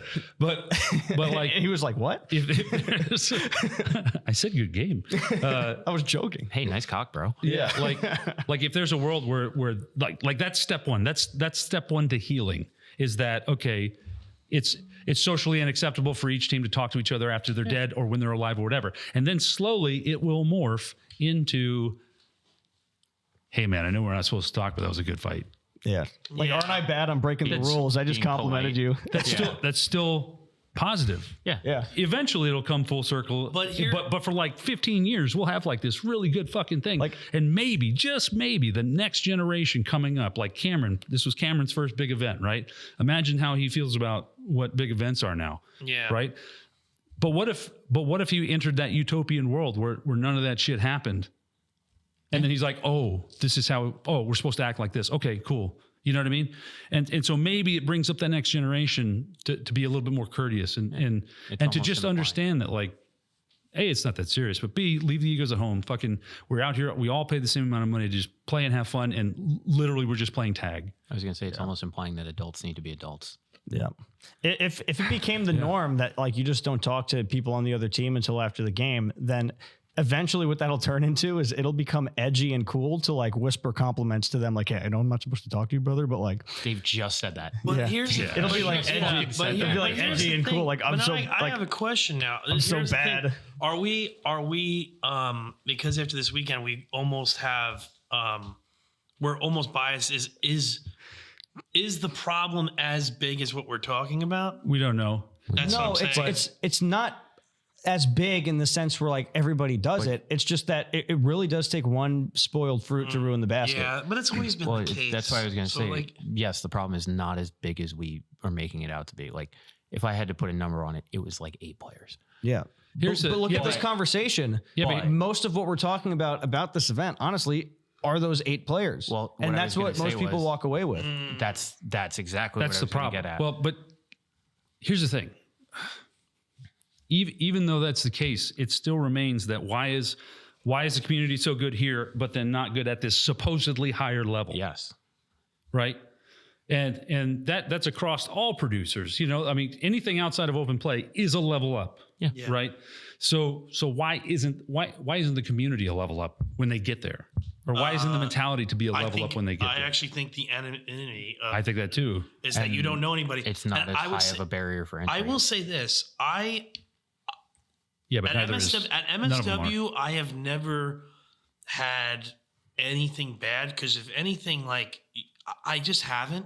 And maybe there's a point maybe with me, I've been playing so long that I've never noticed it. No, because I was going to make the same point. It doesn't happen there, and it's not because MSW is inherently better. That's not what I'm saying. It's that game style, that game mode weeds out that from happening. Like those players we had an incident with, you're not going to find them on the Friday Night Rock In. Yeah. That's the thing. It's because of the form. Like MSW is not a game. It's an event, and it's a LARP. Yeah. And that's not what they're there for. They're there for a 24-hour high-intensity mount site where they can get their YouTube clips and they can overshoot people or be an asshole to someone. And it's the fact that the barrier for entry in that regard is not high enough. I think the Friday Night Ruck humbles you by the time you get into a firefight. Friday Night Ruck fucking tortures you. Well, it's not that bad. I will say this. All of the things we experienced last weekend, I have experienced in Milsim West. Like the same, it's the same. Maybe not as frequently, but it's the same. It's the same group of people. It's not, we need to change as a fucking community, and that's just it. This will be the death of Airsoft. Like it absolutely will. Nobody's going to want to fucking play. Nobody's going to want to fucking play. Now, after beating that dead horse, there was a specific gas station that you two went goo-goo over. Me? I don't know what you're talking about. What are you talking about here? Hold on, let me. Hold on. Let's see if we can say it together. I'm all out of coffee. Where did we go, Anthony? We went to Big. Oh. Yeah. Well, okay. Big beautiful Buc-ee's. Big beautiful Buc-ee's. Wow, really big. It was very big. A very big beaver. This was The like biggest beaver I've ever seen. This is like a military refueling station. It was like a city. Dude, It was like there's hundreds of gas pumps. There is so many gas pumps. There was I don't know if we ever did an actual count, but I would not be surprised if there was 75. It was was insane. Wait, are you talking about gas pumps there? Gas pumps? No, we Googled it on the way down. There's a minimum of 120 at each. Holy shit! Yeah, because crazy. This was also my first experience. Oh, dude, I got them too. I got those socks too. The I dress got socks. Bucky socks. You got a lot. I'm upset that I didn't spend. It was like $21 to get the whole suit. I don't know why I did it. I got it for my nephew. It's going to look cute on a 3-year-old. It's going to look super awesome. It's got like the little hood. It's a zip up and it's like pajamas or whatever. And it's got a little beaver tail. Oh man, hilarious. I got my Bucky's mug, my Bucky's neck pillow. You got a Bucky's fanny pack, wait. Bucky's beanie. Hold on, let's Bucky's explain the I didn't experience even first. notice that was a fucking fanny pack. Oh my God. Yes, he got that. But here's the thing. You fell for it. But here's No, it's actually. Do you know what's funny? The prices down there are actually a lot cheaper than in New York. Actually, you should feel the actual band. It's actually really. It looks like a seatbelt. Dude, Yes, it's pretty legit. it's legit. It looks like the same material they make school bus seatbelts out of. Yeah. So here we stopped the first night before we went to the Airbnb. No, we went to the Airbnb, then went there because we wanted to get. I was so hungry. We had to get brisket. Well, you guys didn't stop for one in Virginia? No. No. Oh, really? No. We stopped at third This world. guy was just a maniac. I'm like, okay. We stopped at third world gas stations that like swiped our. Tried to swipe. That was your mistake. You should have After we left the gas station, this gas station had Shitlantis, by the way. Oh yeah, everybody would try to go in the bathroom and be like, "Yeah, you don't want to go in there." And the guy's like, "What?" This man after me, and I was like, "Dude, it was just I just peed." I'm like, "Dude, you don't want to go in there." He's like, "Oh shit!" I was like, "Yep." An hour after driving out of there or something, Dave's like, "Oh, somebody just tried to make like $120-something purchase on my card." Yeah. Good thing my bank caught it. On our way back, we hit a gas station and I got some snacks and I went to pay for it and I tried to do the tap on my card and it didn't work and I tried like 3 times. The guy's like, "Don't worry." I was like, I'm gonna do cash. He's like, no, you can insert chip right here. And I was like, "No, thank you." Like, I'm gonna do cash. I was like, nice try. But Buc-ee's, we went. And then they were talking shit to me in like Indian or whatever. Look, hold on. But Behind the Buc-ee's thing was we went there the first night. It was so many people. It was nuts. Then we went there the night, the night after the game. We went there for some food. Very, very good. But then like the next day we wanted to go shopping the Sunday because we were leaving on Monday and we were thinking this. Dave, we're like, Dave is not going to want to stop at Buc-ee's at 7:00 in the morning. Nope. Even though he's like, maybe we'll do that. Knowing how long it took you guys now, Dave would have left you there. Yeah. So we went. I made the mistake of going, Anthony, we'll go together. This man, I went because I wanted to get my my friend who watched my cat, my coworker, you know, he watched my cat. He'd stop by and feed the cat. And you know, he's got 2 daughters. So I was like, oh, let me get the bucket. And I forgot that he's been there before at a Texas one or whatever. I was like, oh, what kind of shirt did they like? But then I was thinking, oh, I'll get something for my nephews and my niece. And but this guy is looking at every single thing. He's got his wife on the phone. Oh, what should I get? Should I get this? Should I get that? And then he starts going into the area of Buc-ee's where there's like, where it hunting, stops being food and starts being coals. No, it was hunting gear, and I'm like, bro, where they are you sell going? Pelican cases. And then I was genuinely intrigued. I was like, he went all those. I was like, my duffel bag is falling apart. This one, it looks so.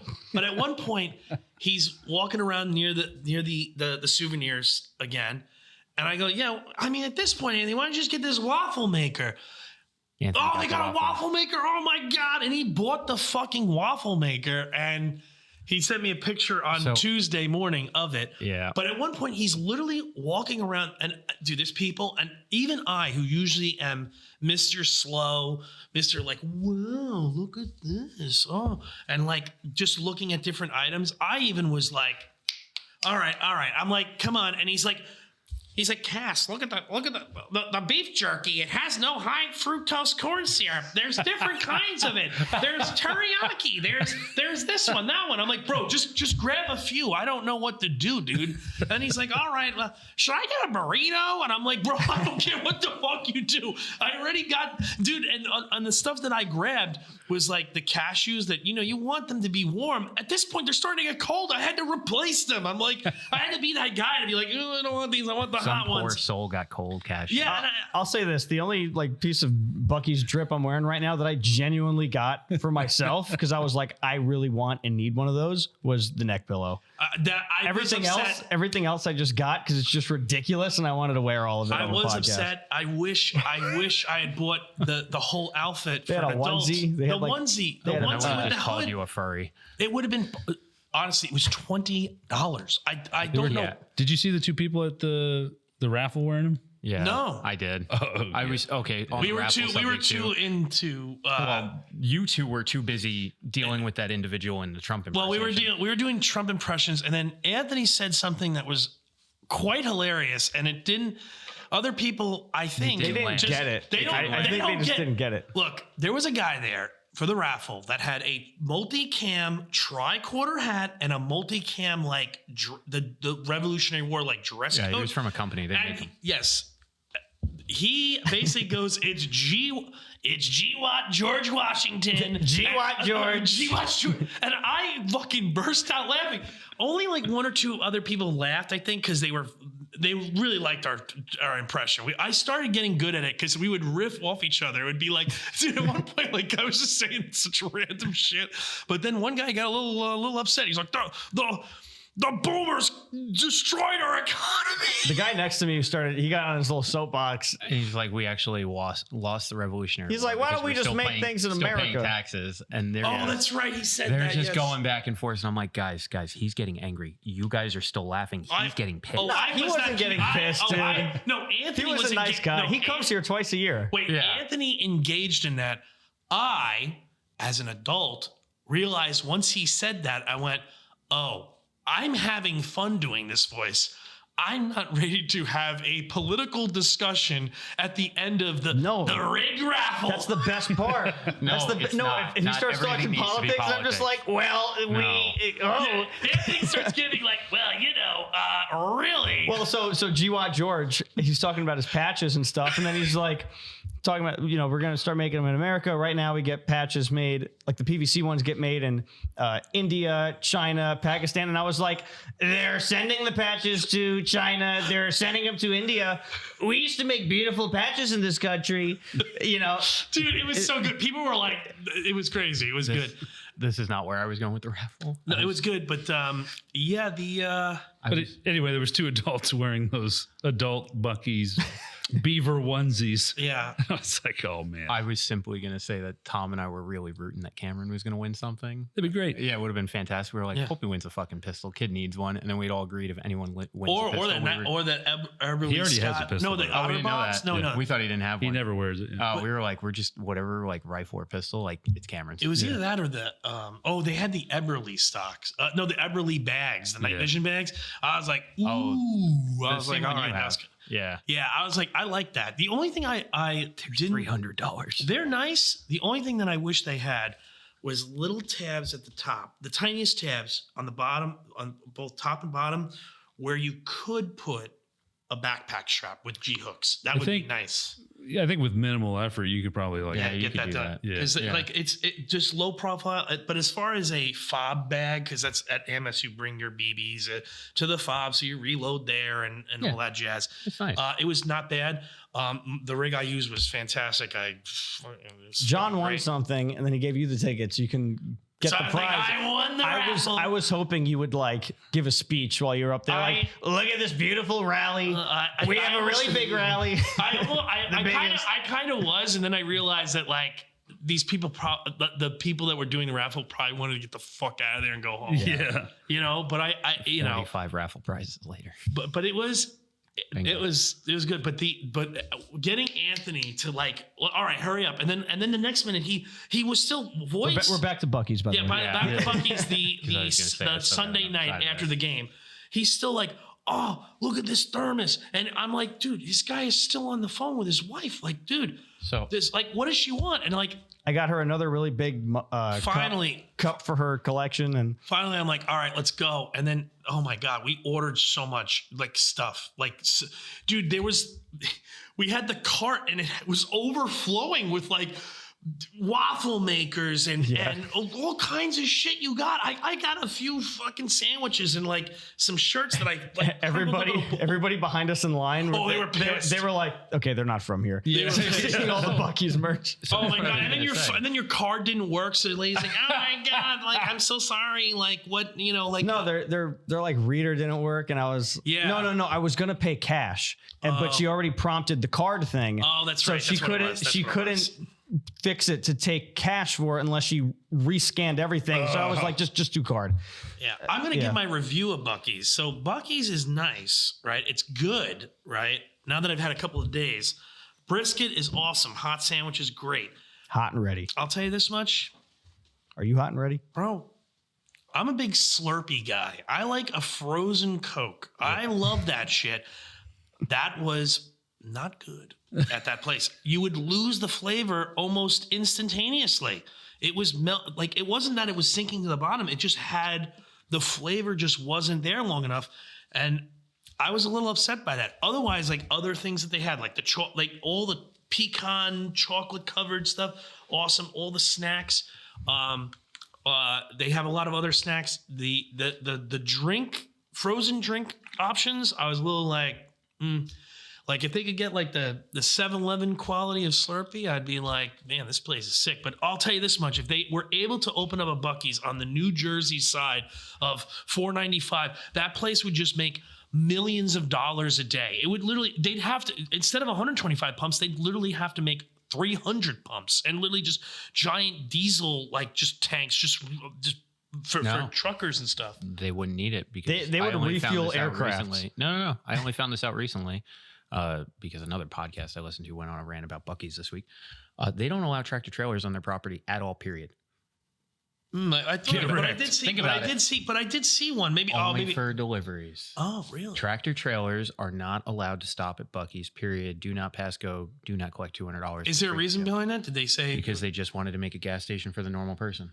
Wow. Okay. So I couldn't believe how many people were there. That is pretty dope in hindsight because we didn't have to fight with random tractor trailers. We had to fight with a bunch of fucking tourists. Oh my God. But it was cool. You weren't fighting. So we were waiting for the Honda. every time we went together, it was late at night. So there was a lot of empty parking spaces, and you probably thought it was packed then. No. When we went during the day, we couldn't find a parking spot. No, it was like New York crazy. City in there. Tom No, and I figured I out the literally said equation. that. You have to park all the way in the back corner and walk a quarter mile to Buc-ee's, but you actually get a parking spot. Yeah. No, I literally I was looking to find one, and legitimately when I went in there afterwards, I said, Anthony, that was like no joke, like Penn Station at rush hour. That it was that crazy. I was really actually surprised because usually coming out of state, most people are a little bit. I'm not saying slower, but they're like, okay, we'll get to it. Whereas New York, it's like, order this now, here, boom, like it just like super fast, like super fast. Yeah. No, not that. More like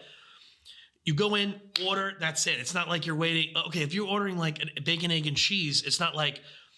Okay, it's like they're trying to make that thing in like 3 minutes. They're trying to like. Yeah, you better walk in knowing what you want. They're trying to change the laws of thermodynamics to heat up to make the egg faster than it's fucking like the universe can allow.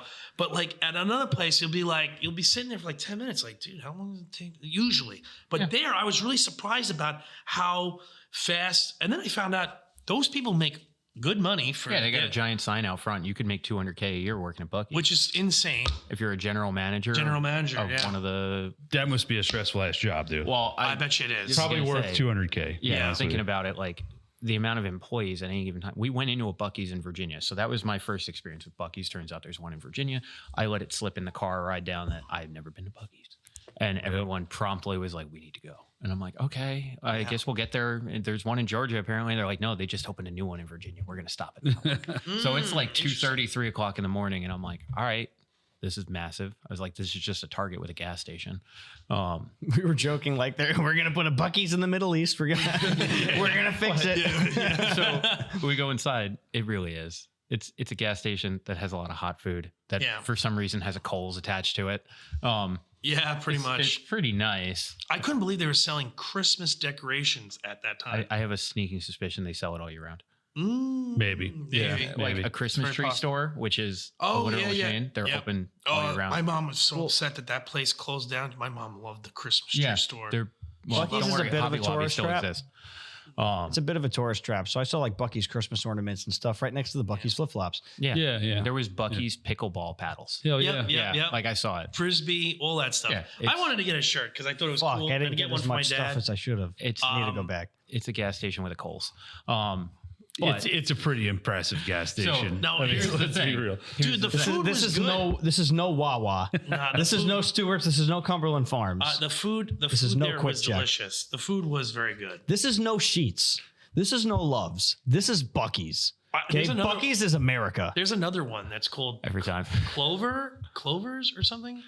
Why did you get steamrolled? You did get steamrolled. Yeah, every time. Sorry, it's Every okay. fucking time. No, keep going. Assert yourself. Assert yourself. You gotta Do better. No. Yeah, you got when we assert yourself like that guy told you were a No.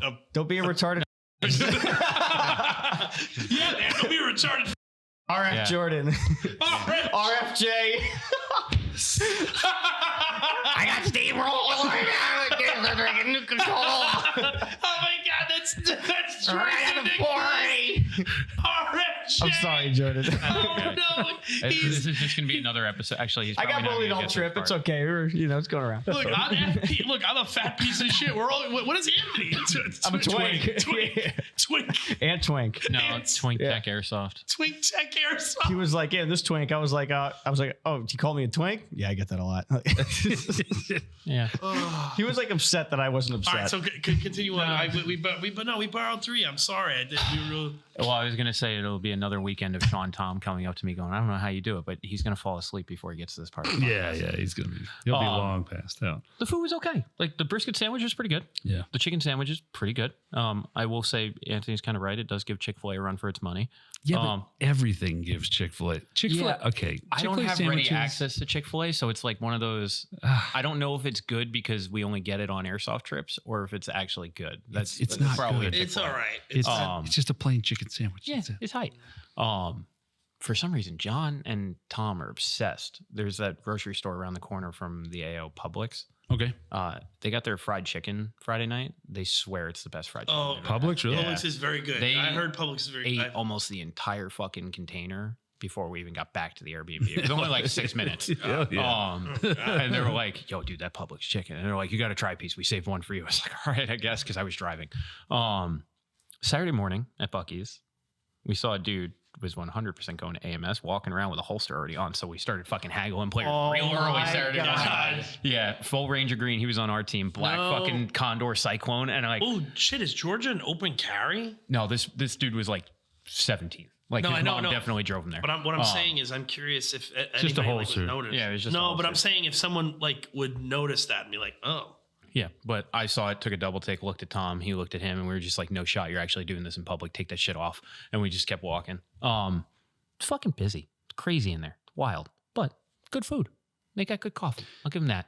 What I will say is Sunday, and I'd like to circle all the way back to a couple episodes ago, I brought up that the last time we were at Guardian Center, I really wanted pizza, and you guys all roasted the fuck out of me. Who? When I said I wanted Georgia pizza, and you guys were like, that's ridiculous. You shouldn't get pizza in Georgia. Didn't we have pizza? No, I think the group you were with roasted you. We didn't roast you. Oh, that might have been right. Yeah. So we got pizza Sunday. Oh yeah. It wasn't bad. No, it wasn't bad at It all. wasn't bad. But A little rubbery. I don't know. It's hard to describe. well, Plastic. you guys got the big ones. Yeah. We all got personal pizzas to make it easier. When I folded the crust, it was like squeezing an air pillow. Yeah, it was a little like weird. You could feel the. like, The reason I bring this up is because we all went over to your Airbnb to hang out. I remember distinctly that we placed our orders at 5:30 to pick up our pizza at 6, and it took us about 10 minutes to get to your Airbnb. We got there at like 6:15, 6:20. It's like, where's Aunt and Richie? Oh, that's right. And you were like, oh, they're at Buc-ee's. And I'm like, oh, that sounds like a bold move. Okay. And I realized I forgot beer. So I would go to call Richie because I knew it wasn't going to be worthwhile calling him at 6:30. I call him and I'm like, hey man, can you pick up beer? And he's like, yeah. I can't fucking find this kid. And he's yelling. He's like, I'm losing him in the store. He's trying to buy one of everything.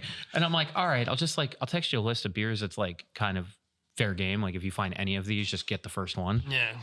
So they walked in the door at 8:00. Yeah. 2 phone calls with Richie later. We already finished all of our pizza.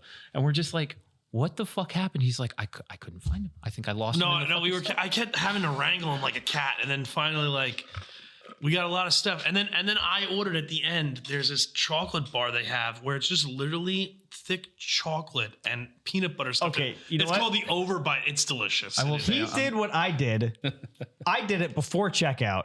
Rich had like 3 transactions at the checkout line No. because he was like, "Oh, I gotta get this." He was like, "Oh, but the beer and the slushy." And I was like, "I'll get the beer. I'll get the slushy." Like, like I completely will forgot say, about the beer. I was like, oh my god. their coffee's pretty good. Like I'm a bit of a coffee snob. Coffee's pretty good.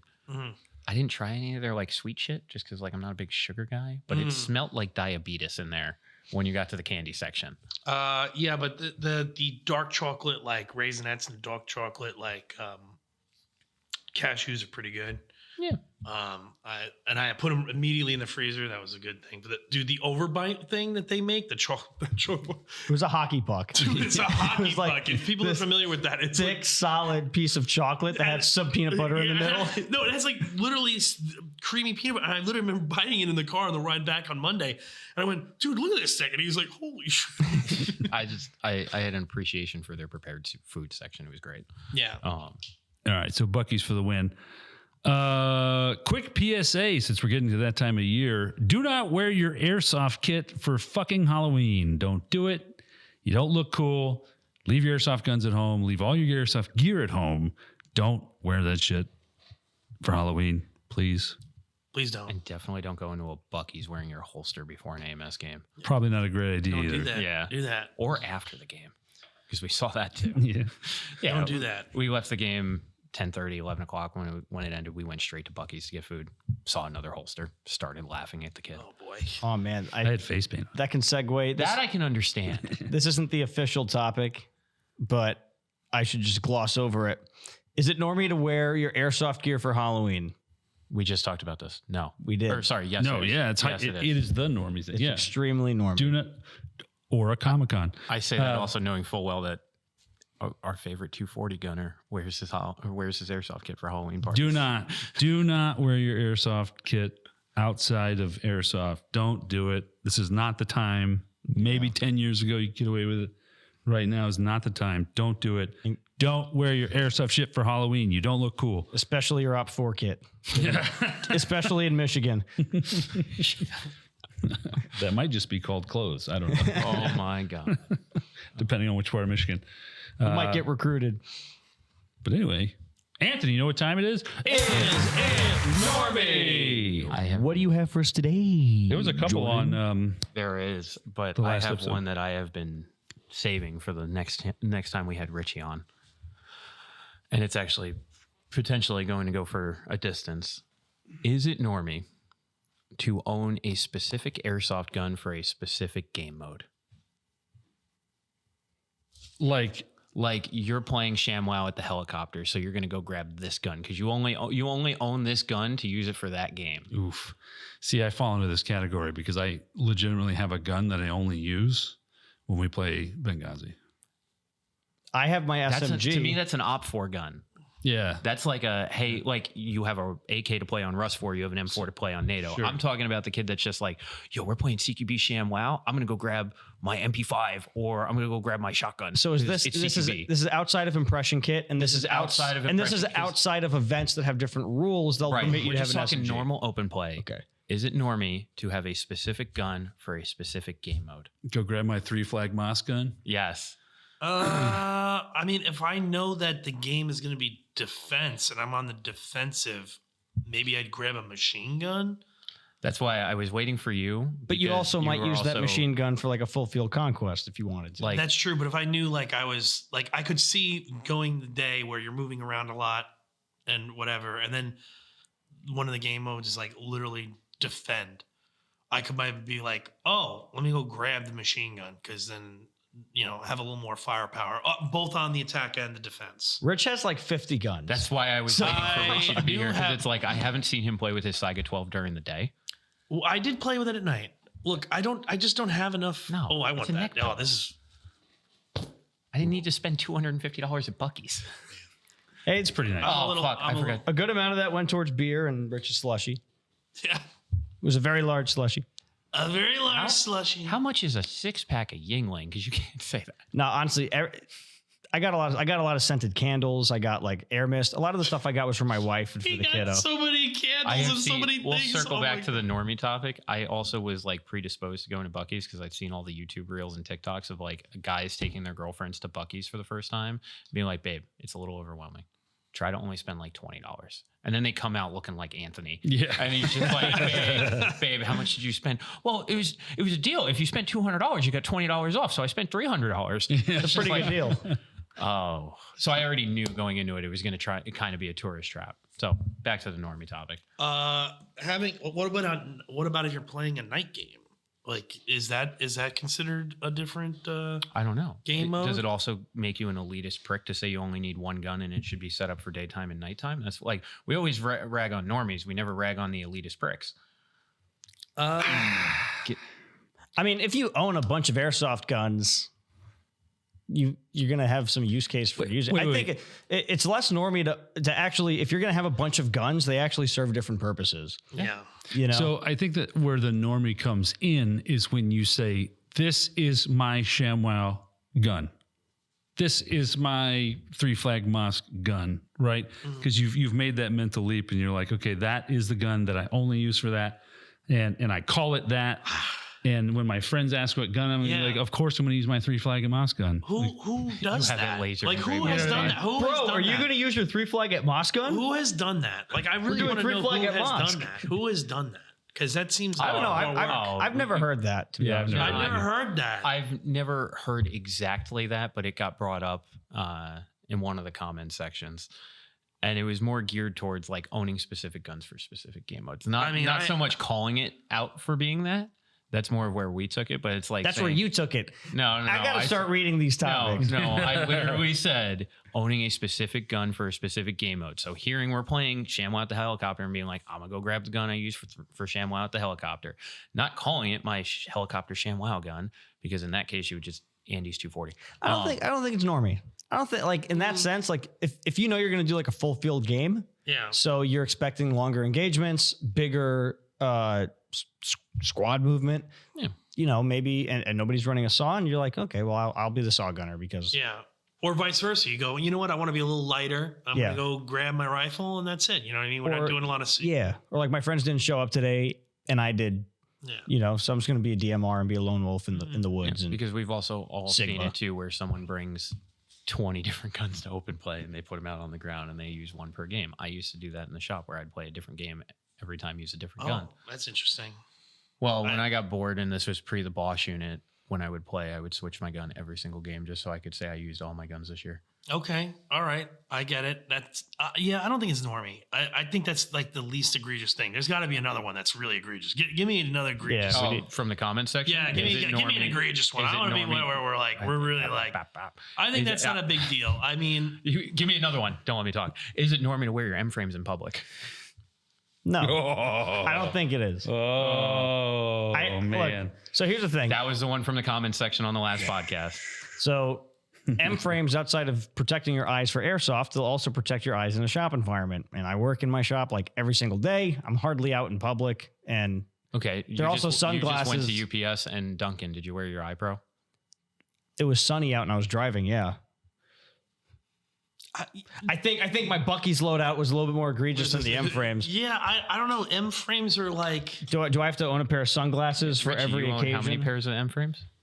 Just 2.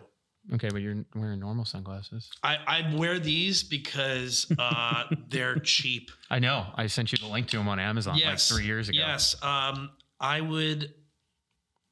I don't know. But if you're like... You like having the ANSI rated? I don't know. I don't know if it's... Maybe if they like multicam or something like that, or like some kind of like full helo kit, backstrap. Yeah. If you had that, okay. If you had the helo kit on, you have the X-Fog on it. Yes, like they have the thing for the tubes. God. All right, the strap. You've been awfully quiet about this idea. I think it's normie. That's fine. I think it's normie. I think it's normie only because I saw it in the military. You know, because you just kind of wear what you're issued, and so when you're out in town, you can tell like who the boots are because they're wearing their fucking Wiley X's or whatever the fuck. And then in airsoft, it's kind of the same thing. Like, you know, it's like wearing a holstered Bucky's. Yeah, I don't. Yeah, it is. It is kind of. Yeah, like it is. Like because we associate M frames or ESSs or whatever with the sport hobby, whatever you want to call it, that we do, then seeing it out in public is kind of like, ugh, like, come on, man. Like, I think it's normie. If you want to wear it, go ahead. That's fine. I kind of, I'm with like, if it's I think if you were wearing the clear lenses out in public, then yes. But like Anthony's, I just would think they're just Oakleys. I mean, yeah, they're M frames. But I'd be like, okay, he's got sunglasses on, and like it wouldn't. I'd be like, oh. I've had family members joke like, oh, you look like a secret agent, and I'm just like, oh my fuck yeah. I was gonna say there was a while I used to wear mine in public too, and I got one too many times where the guy at the gas station asked me if I was a cop, so I stopped wearing them. That is a cop. Yeah, that is like a cop thing. It's a cop thing. It's a military thing. Yeah. Okay. All right. I don't know. To me, it's a little normie. Like any given day, I might come to work. I might also like go up on our range and just like shoot a bit. So I like, to me, like the iPro is very utilitarian. Plus I never know when we have to film Richard and Dick skits, and the glasses are integral to that. My life has just evolved into this. Like I need to have these glasses on me every day. It just sounds like you're making excuses. And it's also this, I'm so comfortable in these glasses. I don't even notice they're on when I'm playing. He trains like he fights. Yeah. Hell yeah, brother. All right, right there. All right, I'm going to be honest with you. All right, when you just said that. Normie. If that's why you're doing it. I don't feel the lens, the 0.0. That's not why I do it. No, but you just tried to justify it with the most normie. No, it's just, I just noticed that. I mean, that's not why I wear them. It's just. Would we know me? They're good sunglasses. All the other sunglasses I have are like cheap dollar store glasses. They look stupid on my face, and I'm married and have 2 kids. If I look stupid in these, I don't really care.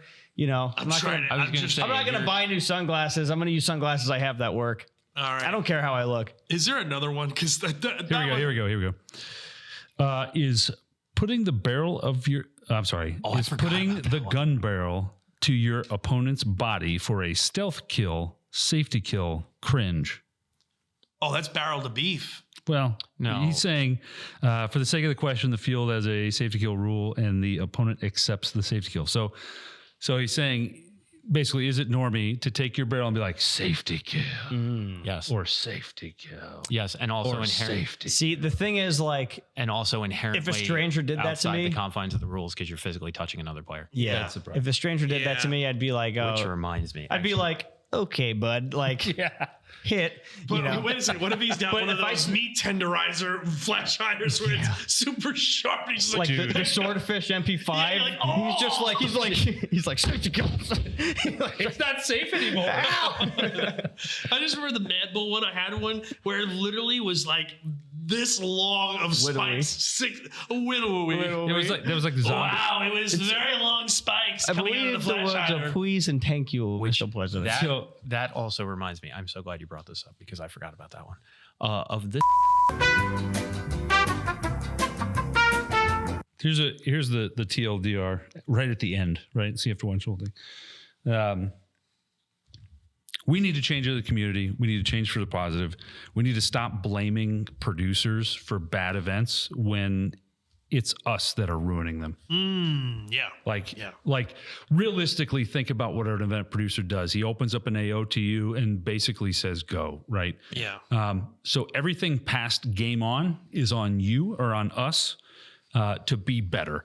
And we're not right now. And if we continue on the same path in 5 years, Airsoft will be fucking dead and it's going to suck for everybody. So as a community, we need to fucking be better. And that's all I have to say about that. Yeah, like I'd agree. Did the event producer give you a place to park? Did they brief you? Did they chrono you? I do find it a little interesting. You know, parking were people getting like shot in the parking lot? Was safety being enforced? Did they have admins walking around during the game to enforce safety, not adjudicating hits? You know, like how much more can staff do? Again, like I said it earlier, it's like look at AMS and the effort they put into doing a Guardian Center event, and Do you think? then the community comes and it's not everybody. It's just the few people that do. Like they really just shit on it. Well, And I have a question now. Now, how the UK? Okay, obviously, I would not be for where they in the UK you got to have like the licensing to have the gun. You got to be part of a club. Is it worth for some new event organizers to be? You have to be word of mouth and have a team that's respectable. There's some kind of process, and then you could be part of that group. But like, if you got a shitbird in your group, you all lose things. Would that help? Would that? I don't something think like so. that would? I think the chosen can become corrupt. Okay. We've seen that before. Yeah, Okay. the chosen become corrupt because they're just like, oh, and then the perception also is like, oh, No, that's true too. I because can you know get that. there are instances where people think that that guy didn't call it, and then if the person that they think didn't call it or whatever the bullshit is, if that happens to be one of the chosen, then they're just like, they get special but treatment. here's my question: is that what we had this weekend?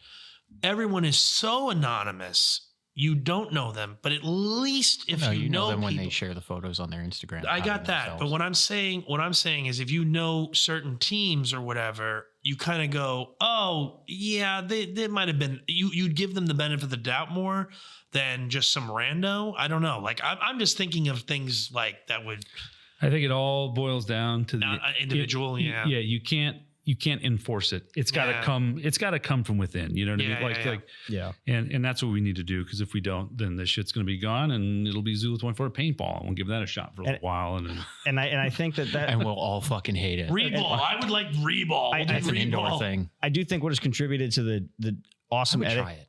Yeah, I think what has contributed to the awesome etiquette we see here at Zulu on a week to week basis is that it's the same people, you know? So people have opportunities to make mistakes and learn. I don't think it's just that. And also get to know each other personally. You know, I also don't think it's just that because the amount of times where we see, recently, the dudes that brought the RV out, they drove all the way up from Florida. They got here, didn't have a single fucking problem with them all weekend. well, they're surrounded by a bunch of people that Right, that's what I'm saying. Aren't No, doing it's that. sure our community is fucking awesome, but even when people come here, they still act right. And I think it really boils down to a standard that gets set.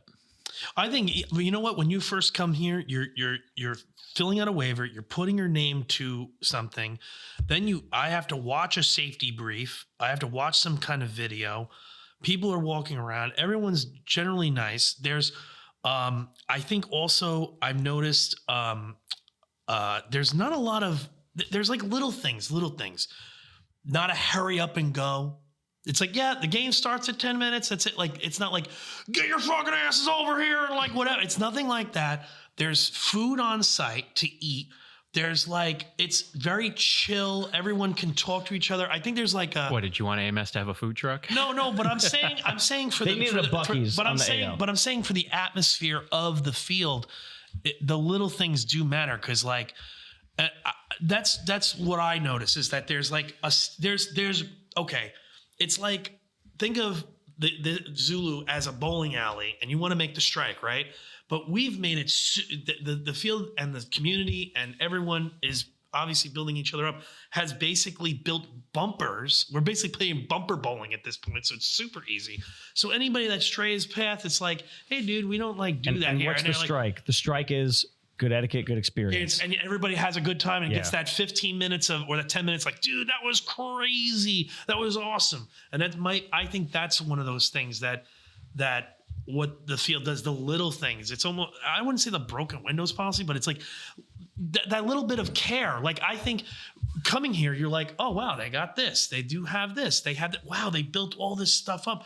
Like, it feels like everyone gives a shit. So maybe the perception is like, at least to the average, I would say 99% of per individual goes, I don't want to ruin this. Now you're going to get the 1% that are a shitbird, but I think they get so snuffed out so quickly that there's no route for them to take. It's like a cancer that just gets immediately fucking, like, they just realize that they can't cheat, they can't do anything shady. Everybody's like, hey man, because I've seen guys like, hey dude, you got hit by, like, that might have been a ricochet. Like, I've seen that on the field. Like, and I think, and it's not like call your hit type thing. It's like, dude, I think it's more like, hey, you know, oh, that grenade might have gone off by you, like that kind of thing. It's not like, in a bad way. So I think everybody wants to have a good experience here, and I think I think that's very hard to build up, and I think it takes a lot of money from the field owner to have all these buildings and have all this stuff and all these things to make it where you are. It's almost like I'm paying the money, so why would I have a shitty experience if it was just like, I hate saying the word shitball, but just like, oh, some guy out in the field or whatever, maybe you just don't give a fuck at that point.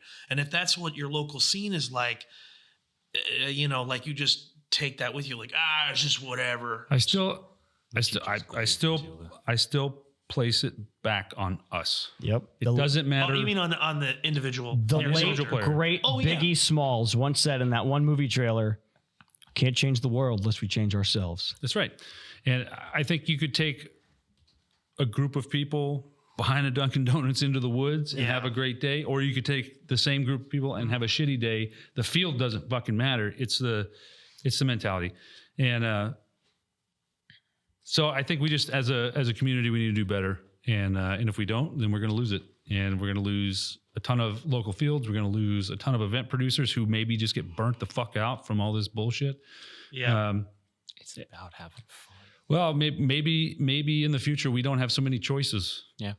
Yeah. So many cool places to play, and Not only I've that, already or seen that. producers or whatever, like people just get burnt out. But let's wrap it up there. I feel like it's been 5 hours. yeah. 3. 3. Okay, perfect. And with that, good night, God bless. We're out. Bye, Buc-ee's. Buc-ee's. Buc-ee's.